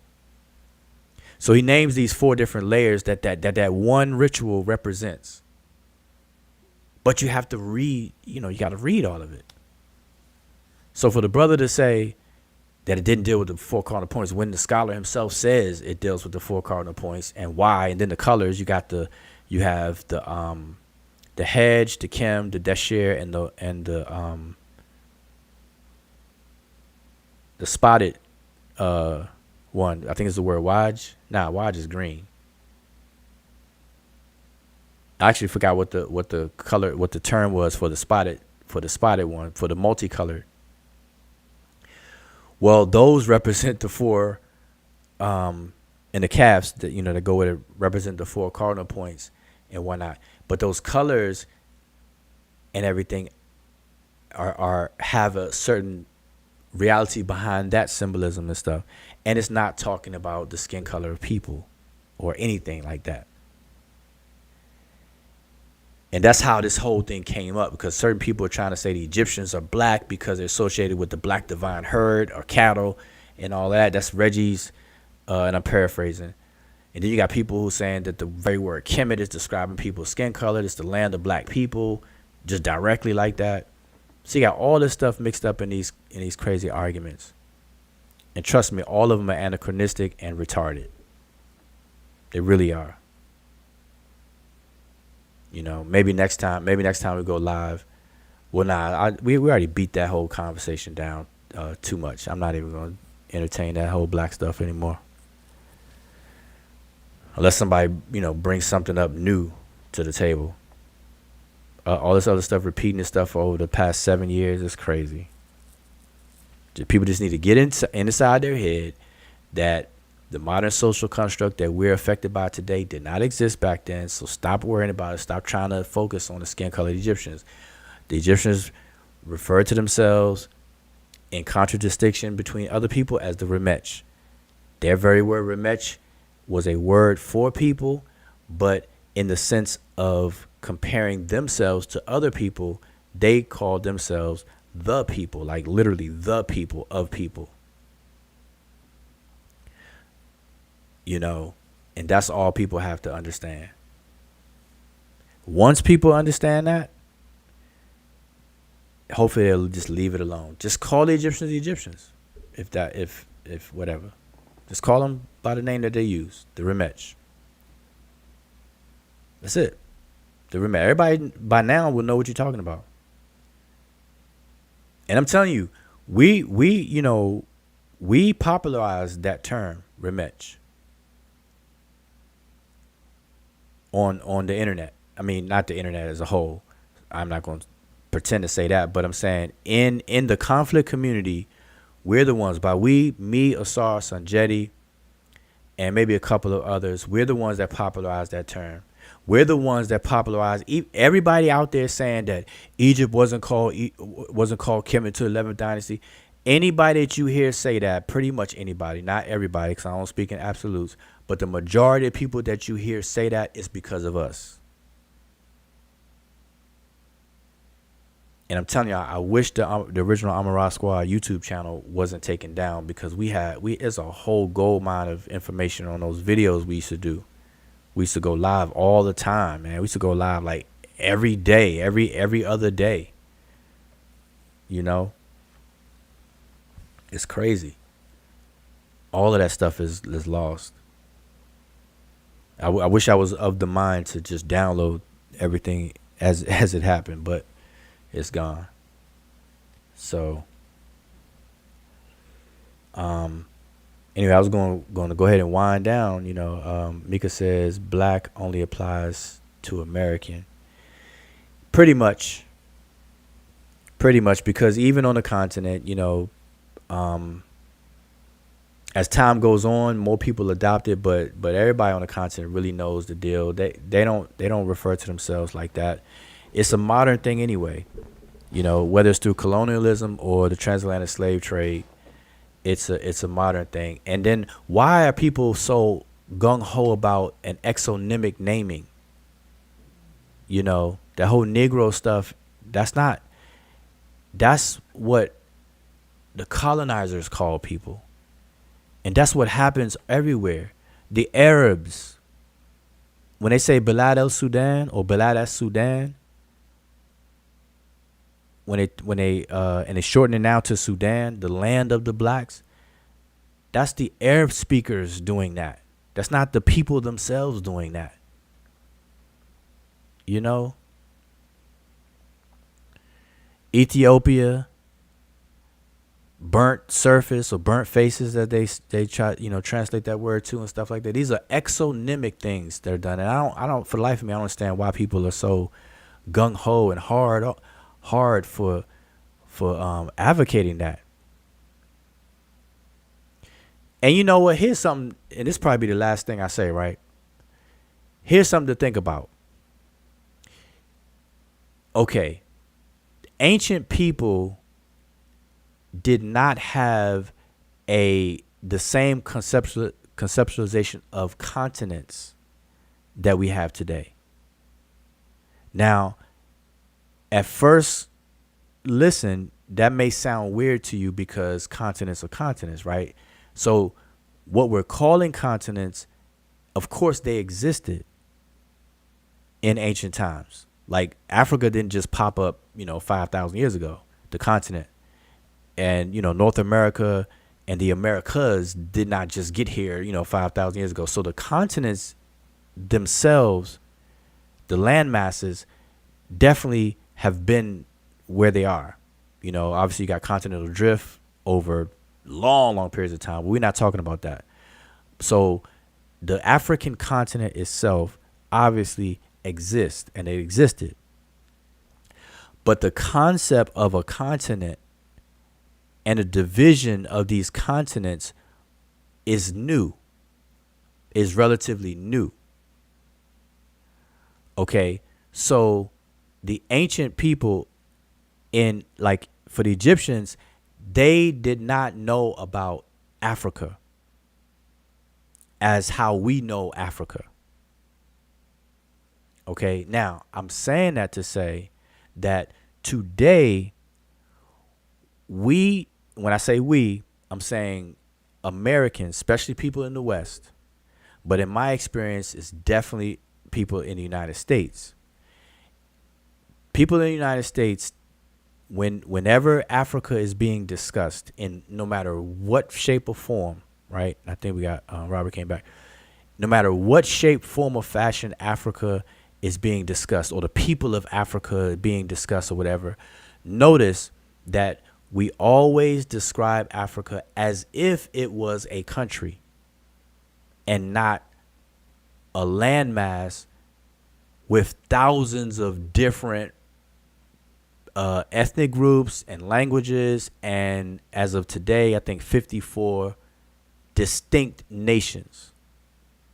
Like the landmass we call Africa has 54 political units called governments or nations. But when we talk about Africa or African people and stuff like that, we talk about it as if it's a country, as if it's this one thing and whatnot. So now, where and why do we do that?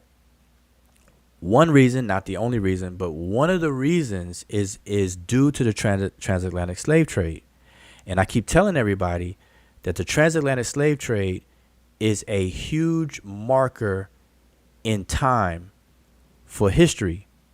It's a huge reference point that affects a lot of things. And so during the transatlantic slave trade, people were kidnapped and taken from West and Central Africa from a multitude of distinct ethnic groups. They didn't just go to one group of people that spoke one language and snatch them up and torture and all the hardships of the institution of slavery upon them. They took multiple different groups of people and so on and so forth, right?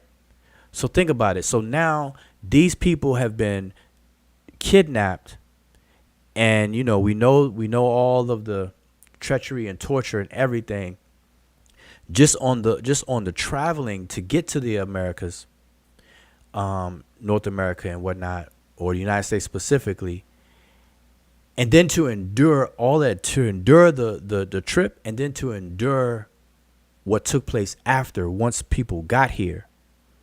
Now, over time, the people who are here, even though before that happened, before any kidnapping and everything, everybody was distinct ethnic groups, speaking their language, doing their thing, whatever that is. So now when the transatlantic slave trade kicks in, the people that are affected by it and brought to the United States, they have the transatlantic slave trade itself and all of the experiences in common. So now they have a singularity shared experience of slavery, of the whole institution and everything that comes with it, regardless of what tribe you were from, regardless of what language you spoke.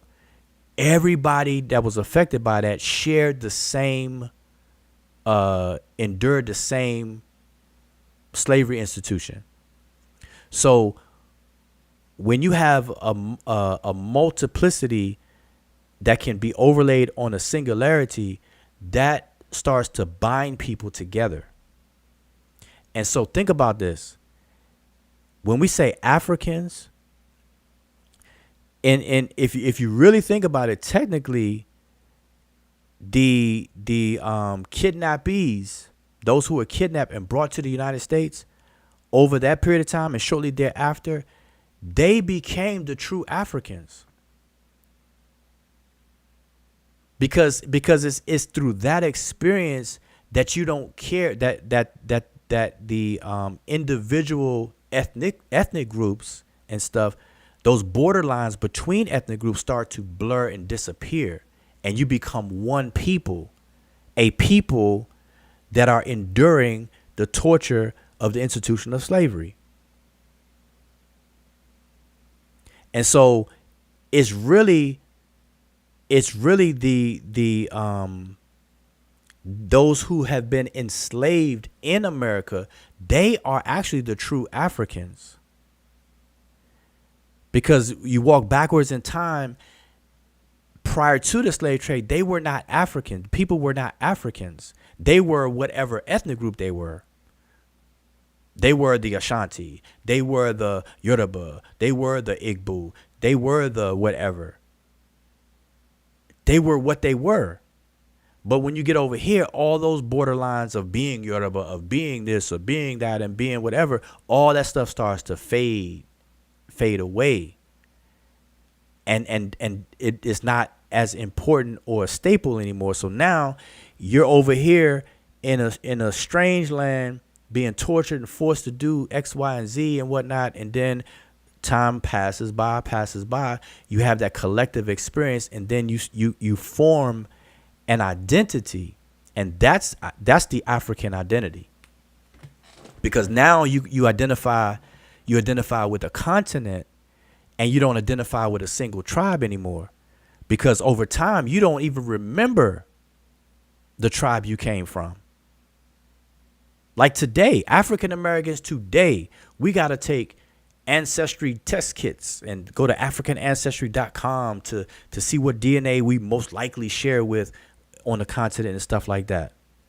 As far as today, that's why we have this illusion of this collective blackness right now.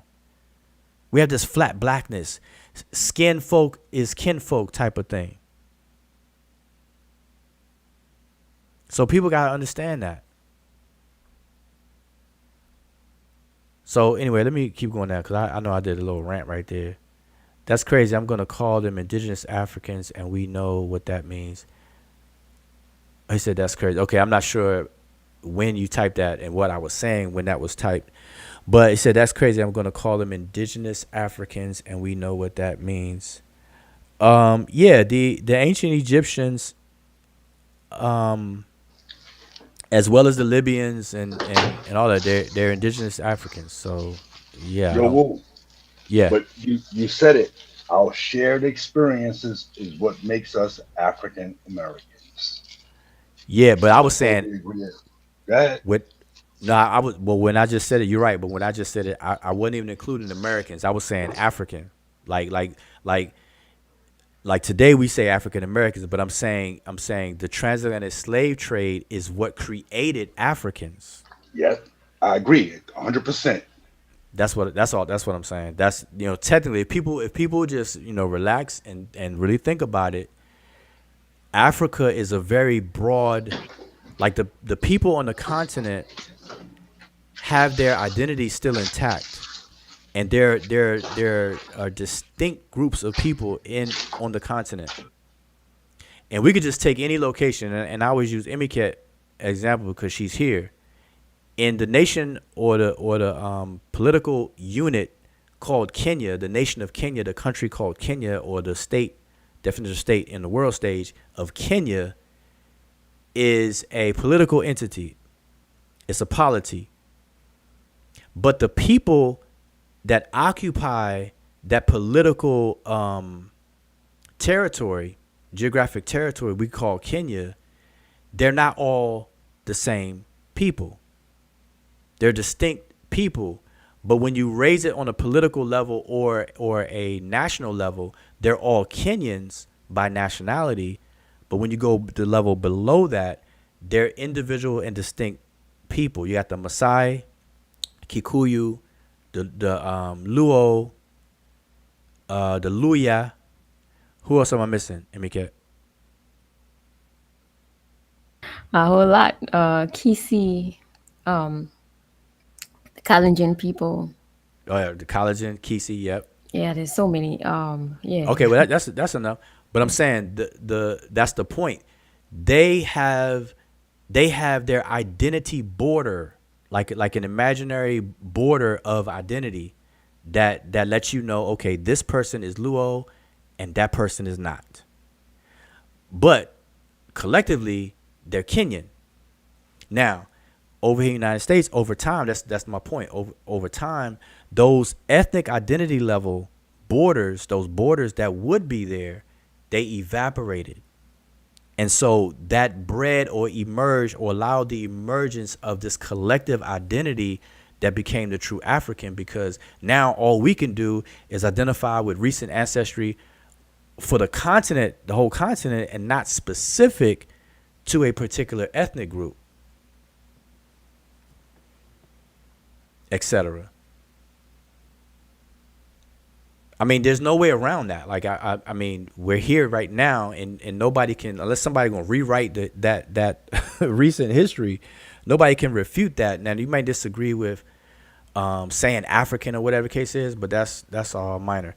But let me see. He said that's crazy. Okay, the ancient Egyptians were indigenous Africa. But you know what? Even saying that the ancient Egyptians were indigenous African, they were definitely on the continent of Africa. Like Egypt is in Africa, so I don't think anybody's gonna argue about that at all, against that. So I think everybody should know by now. Like who in the chat thinks that Egypt is not in Africa? That's the question I asked. I don't think anybody believes that. It wasn't taught in school, so some people stuck. Yep, that's true.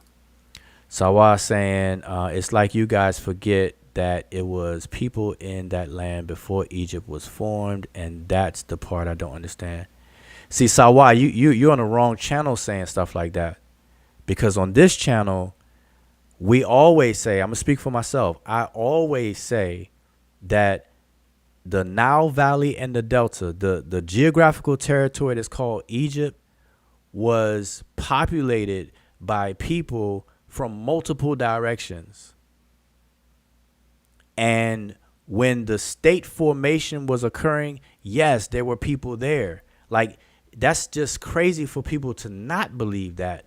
Because if you think about it, what became Egypt, or let's say what became Tawi or Sema-Tawi, what became the unified territory or the unified kingdom, obviously, even the basic level of people just looking at the Narmer palette, on that palette, it shows that Narmer had to conquer a people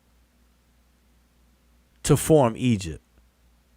Why in the world, in the hottest of hells, would you have to conquer a people to form Egypt if there was nobody there?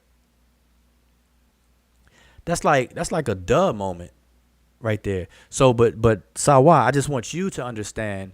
Be careful how you word what you're saying. You said like you guys forget.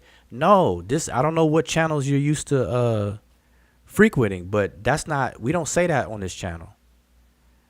You know, and I discuss about how the Nile Valley, the river itself, was populated over time, pre-dynastic times. People was coming in from different areas coming into that convergence. It's like an area of convergence. I mean, this is something we talk about all the time. So, you know, I'm just saying, you know, kind of like dial it down when you say, you know, you guys forget. All right, so just keep that in mind. But American black do not see Jamaicans as black. Therefore, Kamala Harris not black. I think that's kind of crazy. Yeah, I mean, yeah, the whole Kamala Harris being black or Indian and stuff like that, man, I know that's a topic that's going around, but to me, it's very juvenile. It's very juvenile. I think at the forefront of people's conversations should always be about the policies that the person is advocating. It's all about the policies and them backing their policies. First of all, you know, standing on policies and then convincing people that they're going to execute the policies that they advocate. That should be at the forefront. And I'm telling you, this whole race thing is really, really a detrimental thing that people are caught up into. It's a web that people are caught up into. It really is. Until Barack Obama, as far as a front runner for any party, there were no blacks, quote unquote. So it's like all this time that quote unquote black people could vote, there was not a black person to vote for. So now all of a sudden you got this question of if Kamala is black or not. Same thing with Barack Obama at one point. It just wasn't as bad as it is for Kamala. But same thing people were saying about Barack Obama. All of a sudden, it's a thing now. Like, in other words, if you are a Democrat, if you are part of the Democratic Party, and you had no quote unquote black person as a front runner for president, but yet you voted, then you obviously voted for somebody who's not black. But now all of a sudden, a person who is or may not be black, let's just put it that way, because that's what they're saying about Kamala or whatever, and Barack Obama. Now all of a sudden, they don't get your vote because they are because they're not. You see how stupid, how backwards that is? Like, they're not going to get your vote because they're not, but yet you voted for non-blacks all the other times. So it's like stupid. That's crazy. All of that can be avoided if people focus on what politics is really, what's really at hand, which is the policies. And we had to define this collective we, and then champion and demand these policies and things, and get people to represent that, and vote for people who do. That's it, man. It always starts on a local level, and then you work your way up to the local, county, then statewide, and then you work your way to the federal at the federal level. That's how it's done. Well, collectively, we Americans. That's it. Oh yeah, for sure. You know what I'm saying? That's the bottom line. But no, we have like it's a dual thing going on, because like you're in New York, right? You're in New York right now, right? Yep. Right. So you are a citizen of the state as well as a citizen of the country. So at a state level, and I know New York has you got New York City itself, and then you got the boroughs or whatever. But it always starts at a local level, and what I'm saying is that people don't even work out the politics at the local level, which directly affects your life, your livelihood, more directly than the broader federal levels and things. So we people are in bad shape. They want to argue about whether Kamala's black or not, but they don't even know their local representations and people that affect their policies and local taxes and all that kind of stuff. You know what I'm saying? So anyway. Well, politically, I don't look for any special treatment just for being a black American or an African American. My politics is that of being an American. That's my experience, period. Mm-hmm. Yeah, well, yeah, we could have a deeper conversation about that too, though, because you about to start something with that. I know who I am. I know where I come from. You know what I mean? I know my lineage. Yeah. Mm-hmm. I'm gonna just get through this, and then I'm trying to wind down and get through these. So Sawa says, please stop acting like it's not a reason for it, though. Okay, I'm not sure what that is about. Yeah. So we're gonna go on to something else. Sawa says, I have heard so many people say I'm not black, and I'm sick of it. That's fine, be you, but don't get mad at me for being a proud black American with African ancestry. Oh, okay. Well, that doesn't apply to me, Sawa. As far as me being mad at you for being a proud black American with African ancestry, like I'm not mad at you for identifying as a black. I'm not mad at you for identifying as black, or being a proud black American, or with African ancestry. None of that. So that doesn't apply to me at all. I don't get mad at people for that. Not at all. And a lot of people do that. So it's like it's overwhelming people identify as black. So if I got mad at everybody that did that, then I'd be a walking misery. Okay, so that's why I thought it was more of a culture thing instead of a color, right? With the mixture of people. Okay, if you're talking about Egypt, I'm not sure, but if you're talking about ancient Egypt,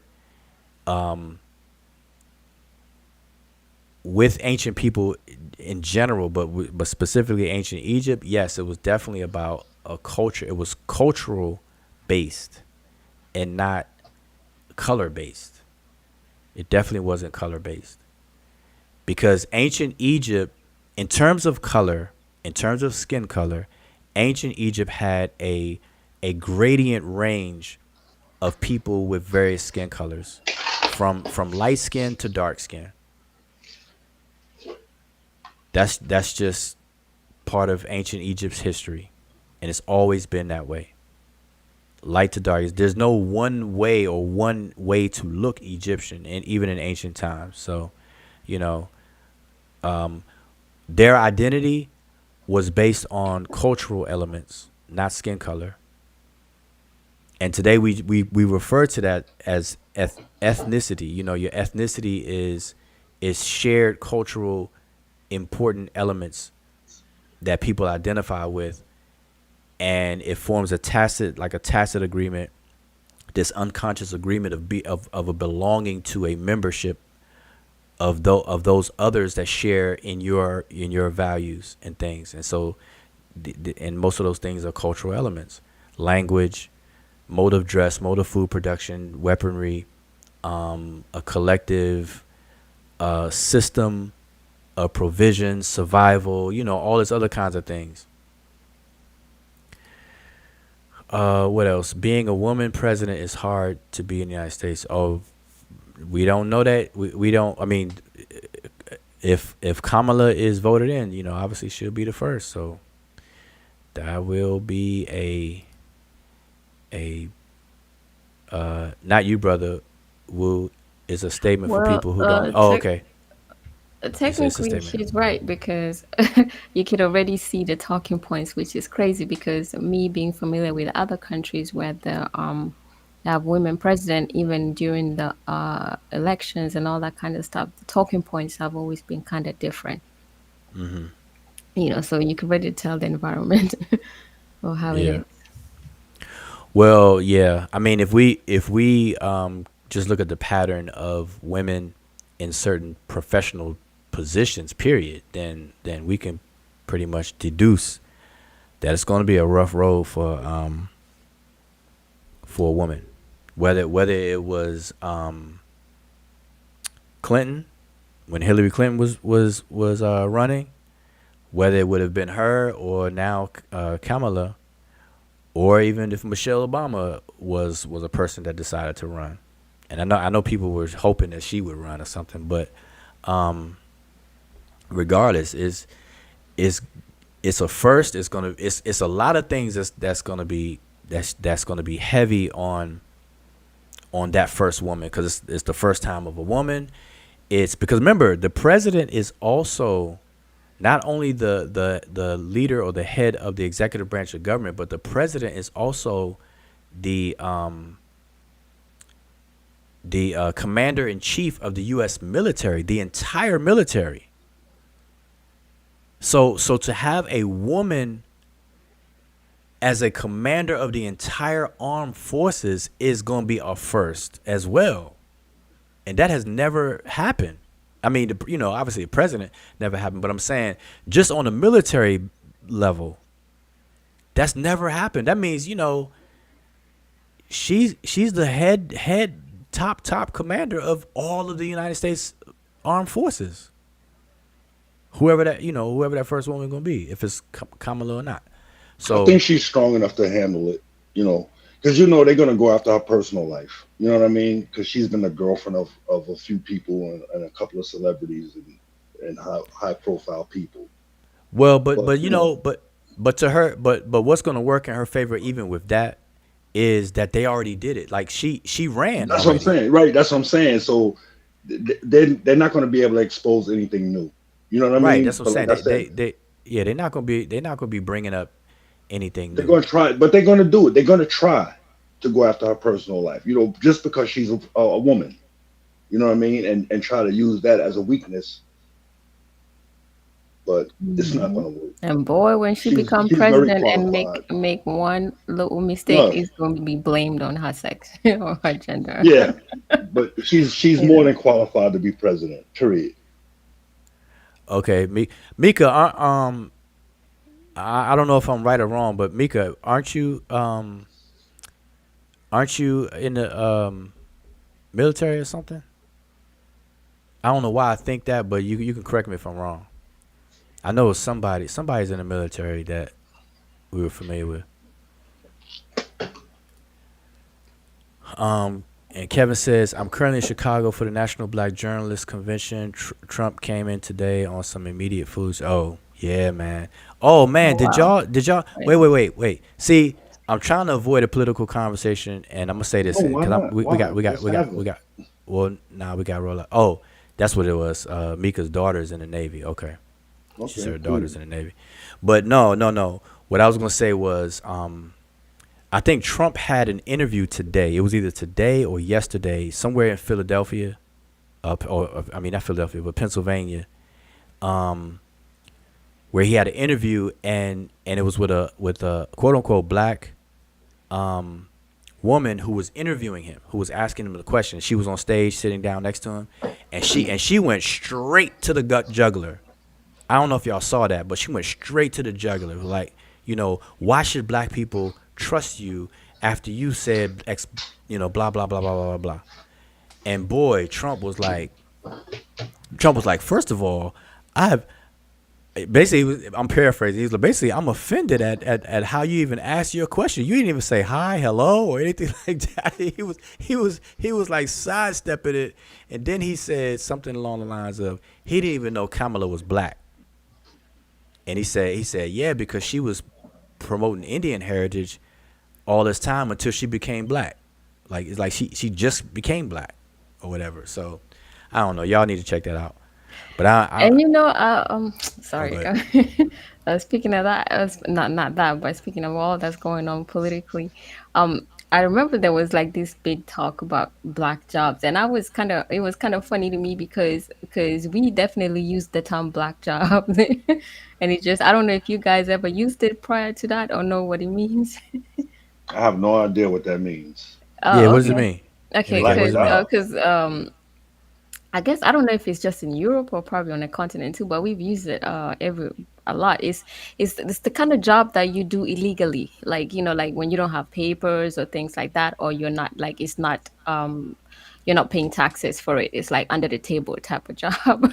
We Oh, That's just what like call we it black off op, the normally. books. like black ops. Yeah, off the books. That Yeah, you We off the just mean? books. call it Yeah. off Yeah, so working off that's the what we always books. call That's all black we jobs. call it. Yeah. Oh, okay. So the way they use black jobs is the opposite. They saying black jobs mean black for black people. Oh wow. Oh.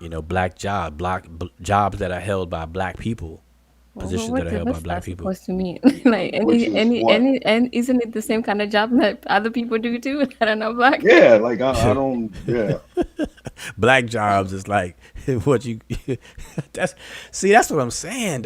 I'm telling y'all this whole racial everything racialized is the okie doke. That's the trick. I'm telling y'all. Please watch. About 10 years from now, 20 years from now, people gonna look back and be like, man, would y'all was saying the same thing. I'm telling y'all. Watch, because I've been saying this the whole time, and I'm cool with it. I understand people got different outlooks, but anyway, listen, y'all. This is one in the morning, so and I know. So, but you yeah, I got tired? I got no. Normally, see this weekend. No, I say I got something to do early in the morning. If I didn't, y'all know me. I flip my iron lung switch on, and what I'm saying, chi up and turn into Ultraman. Where's Kevin Chill Herd at, man? I wanted to kick it with him for a minute, man. Oh yeah, he's in Chicago. No, I'm I talking mean, about let him. he's in the chat. He's in the chat still. He's in the So chat. let him come on and let's kick it for a second if he has something to say or Man, something y'all to about add to on start. to. Listen, I Oh, just come now on, Wu, said. man. I'm trying to wind. I've been trying to wind down for the hour. Y'all know my Uh, long goodbyes. Everybody in the chat always say when I first say I'm trying to leave. Everybody know to tack on another hour. Everybody already knows that, and shame on me for even being that way. But nah, I got to get up early, all so right, I need to get all out of right. here. But nah, we're gonna do it another time. Listen, I'm telling you, we're here, man. So Yo, it's I'm gonna try to anytime. get DJ Phase to come on. All right, All I'm gonna right, try to cool, get cool. a few of the founders to come on if I can.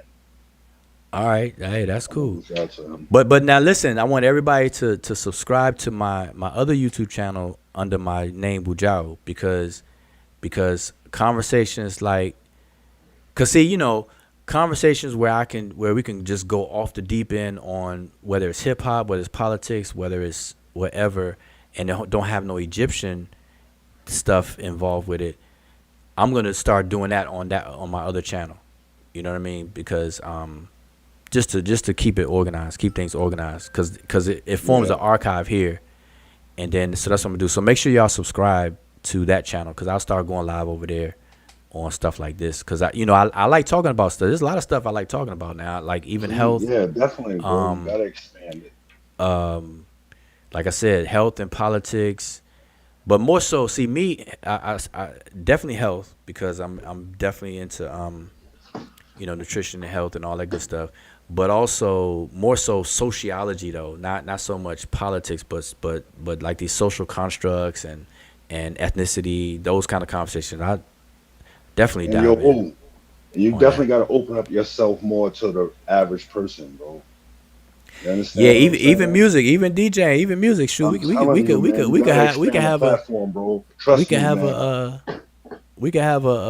a conversation about if anybody's better than James Brown. You know what I'm saying? Cause the All that funny stuff. thing is, So yo, I'm on DJ Faye's channel the other day, and you got Lord Abba and the Mighty Hebrew over there trying to influence and put and insert their religious garbage into the conversation. Yo, it's bugged out, man. Yo, it's yeah, sick, man.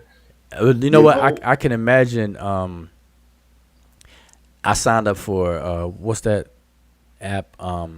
Clubhouse. I signed up for Clubhouse when it first came out, but I have yet to ever like really go on there at um, all. But I is that know still in Club. existence? Is it still in existence? Do I people don't still know. do it? I don't know right now. I don't. I really don't know. But I I know don't it. hear nothing about it no more. I know that it got real popular at one point, and everybody and their mother was like going over there with large platforms and people grabbing mics and talking to whoever, whatever, you know. Yeah, because anybody can say But it was like a large chat room, like they used to have back in the '80s. You know what I'm saying? You yeah, just anybody yeah, can get on and talk and say whatever they want to say. It was it's no structure or anything.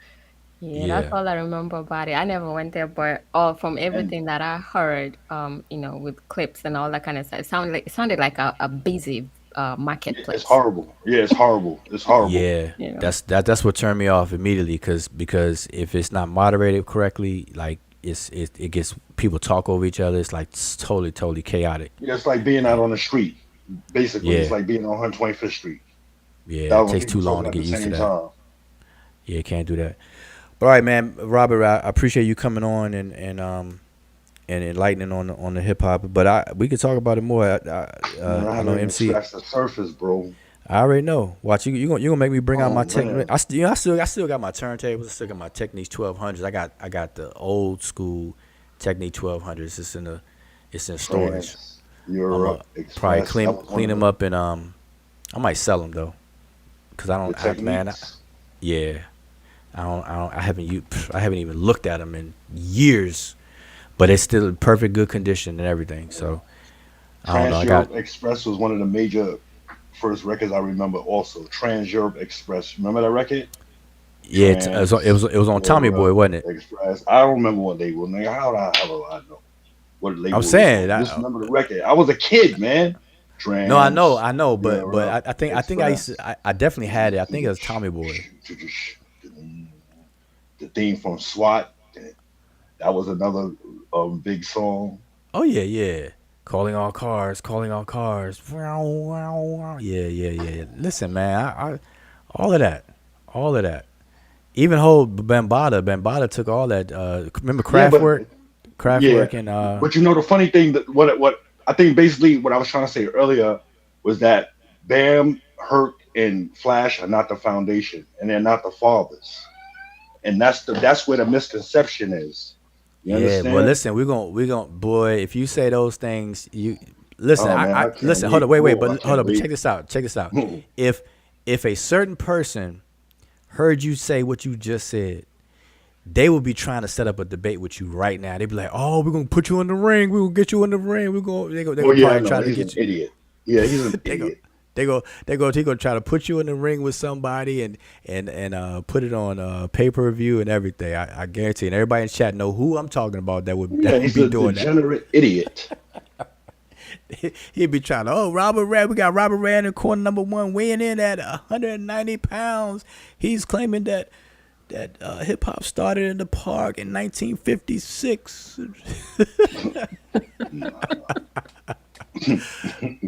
15-year-old dude in swimming trunks brought out a turntable and some speakers. Yeah, because I'm serious. They were kids. They were kids. You know what I mean? Nobody was older than 15 or 16 years old. They All weren't like right, listen. 17, 18, 19 years old. I didn't say that to start it up again. You about to All go. right, You all about right, to. all You right, about all right, to. all You right. about. You passionate about that. You about to go from Yeah, zero because to people 10. have there's a misconception like adults started this. Like it was these were children. Yeah. But All right. I'm gonna leave that alone, man. All right. Listen, I appreciate you coming. You coming through. I All right. appreciate everybody in the chat and you have fun. But I'm gonna try. We try to go live more often. On between both channels, and I know Emiket is gonna spin up her channel and discuss what's the kind of things you're gonna discuss. Emiket, give people a heads up. Oh, I'm still all over the place right now, so I'm gonna let y'all know later. Oh, okay. Yeah, so yeah, we're gonna spin up Village our life. individual channels. Oh yeah, Emiket may show Kenyan village life and stuff like that. That'd be good though. That would be really good, man, Yeah. because people need to know about Kenya, because you obviously can tell from first person perspective about Kenyan culture, Luo culture specifically, and all that stuff, and village life, Nairobi, the cost of living, the different kind of things, what to look out for if people want to go over there. Yeah, because I've definitely lived both in the village and in the city, so I've had both kind of lifestyles, which is good to have actually. I Yeah, definitely yeah. recommend that. Yep. Show us some river, some what do you call it? Swimming in the river, bathing in the river, all the stuff that people be doing on those village channels. Yeah. All right. Okay, but y'all, I appreciate everybody tuned in, and so yeah, Friday we probably do a freestyle, and because tomorrow's gonna be start a new month, so we're gonna figure out something. But what I wanna do is also have like a specific show out the week that's strictly about the language. Like for people who are students of the language, we can get more into the language, no matter what level you're at. The beginner's level, you want to talk about glyphs itself, or you want to talk about grammar, you want to talk about even how to use the tools, like the different dictionaries, online tools, whatever the case is. So I do want to have like a dedicated show for stuff like that. So y'all be on the lookout. But anyway, I appreciate it, Rob Rand, and I'm gonna go ahead and close out. Appreciate everybody tuning in. I'm gonna close out to Thank you. our classic Seshu intro outro video, and I'm gonna say Shalom Hotep, peace to everybody.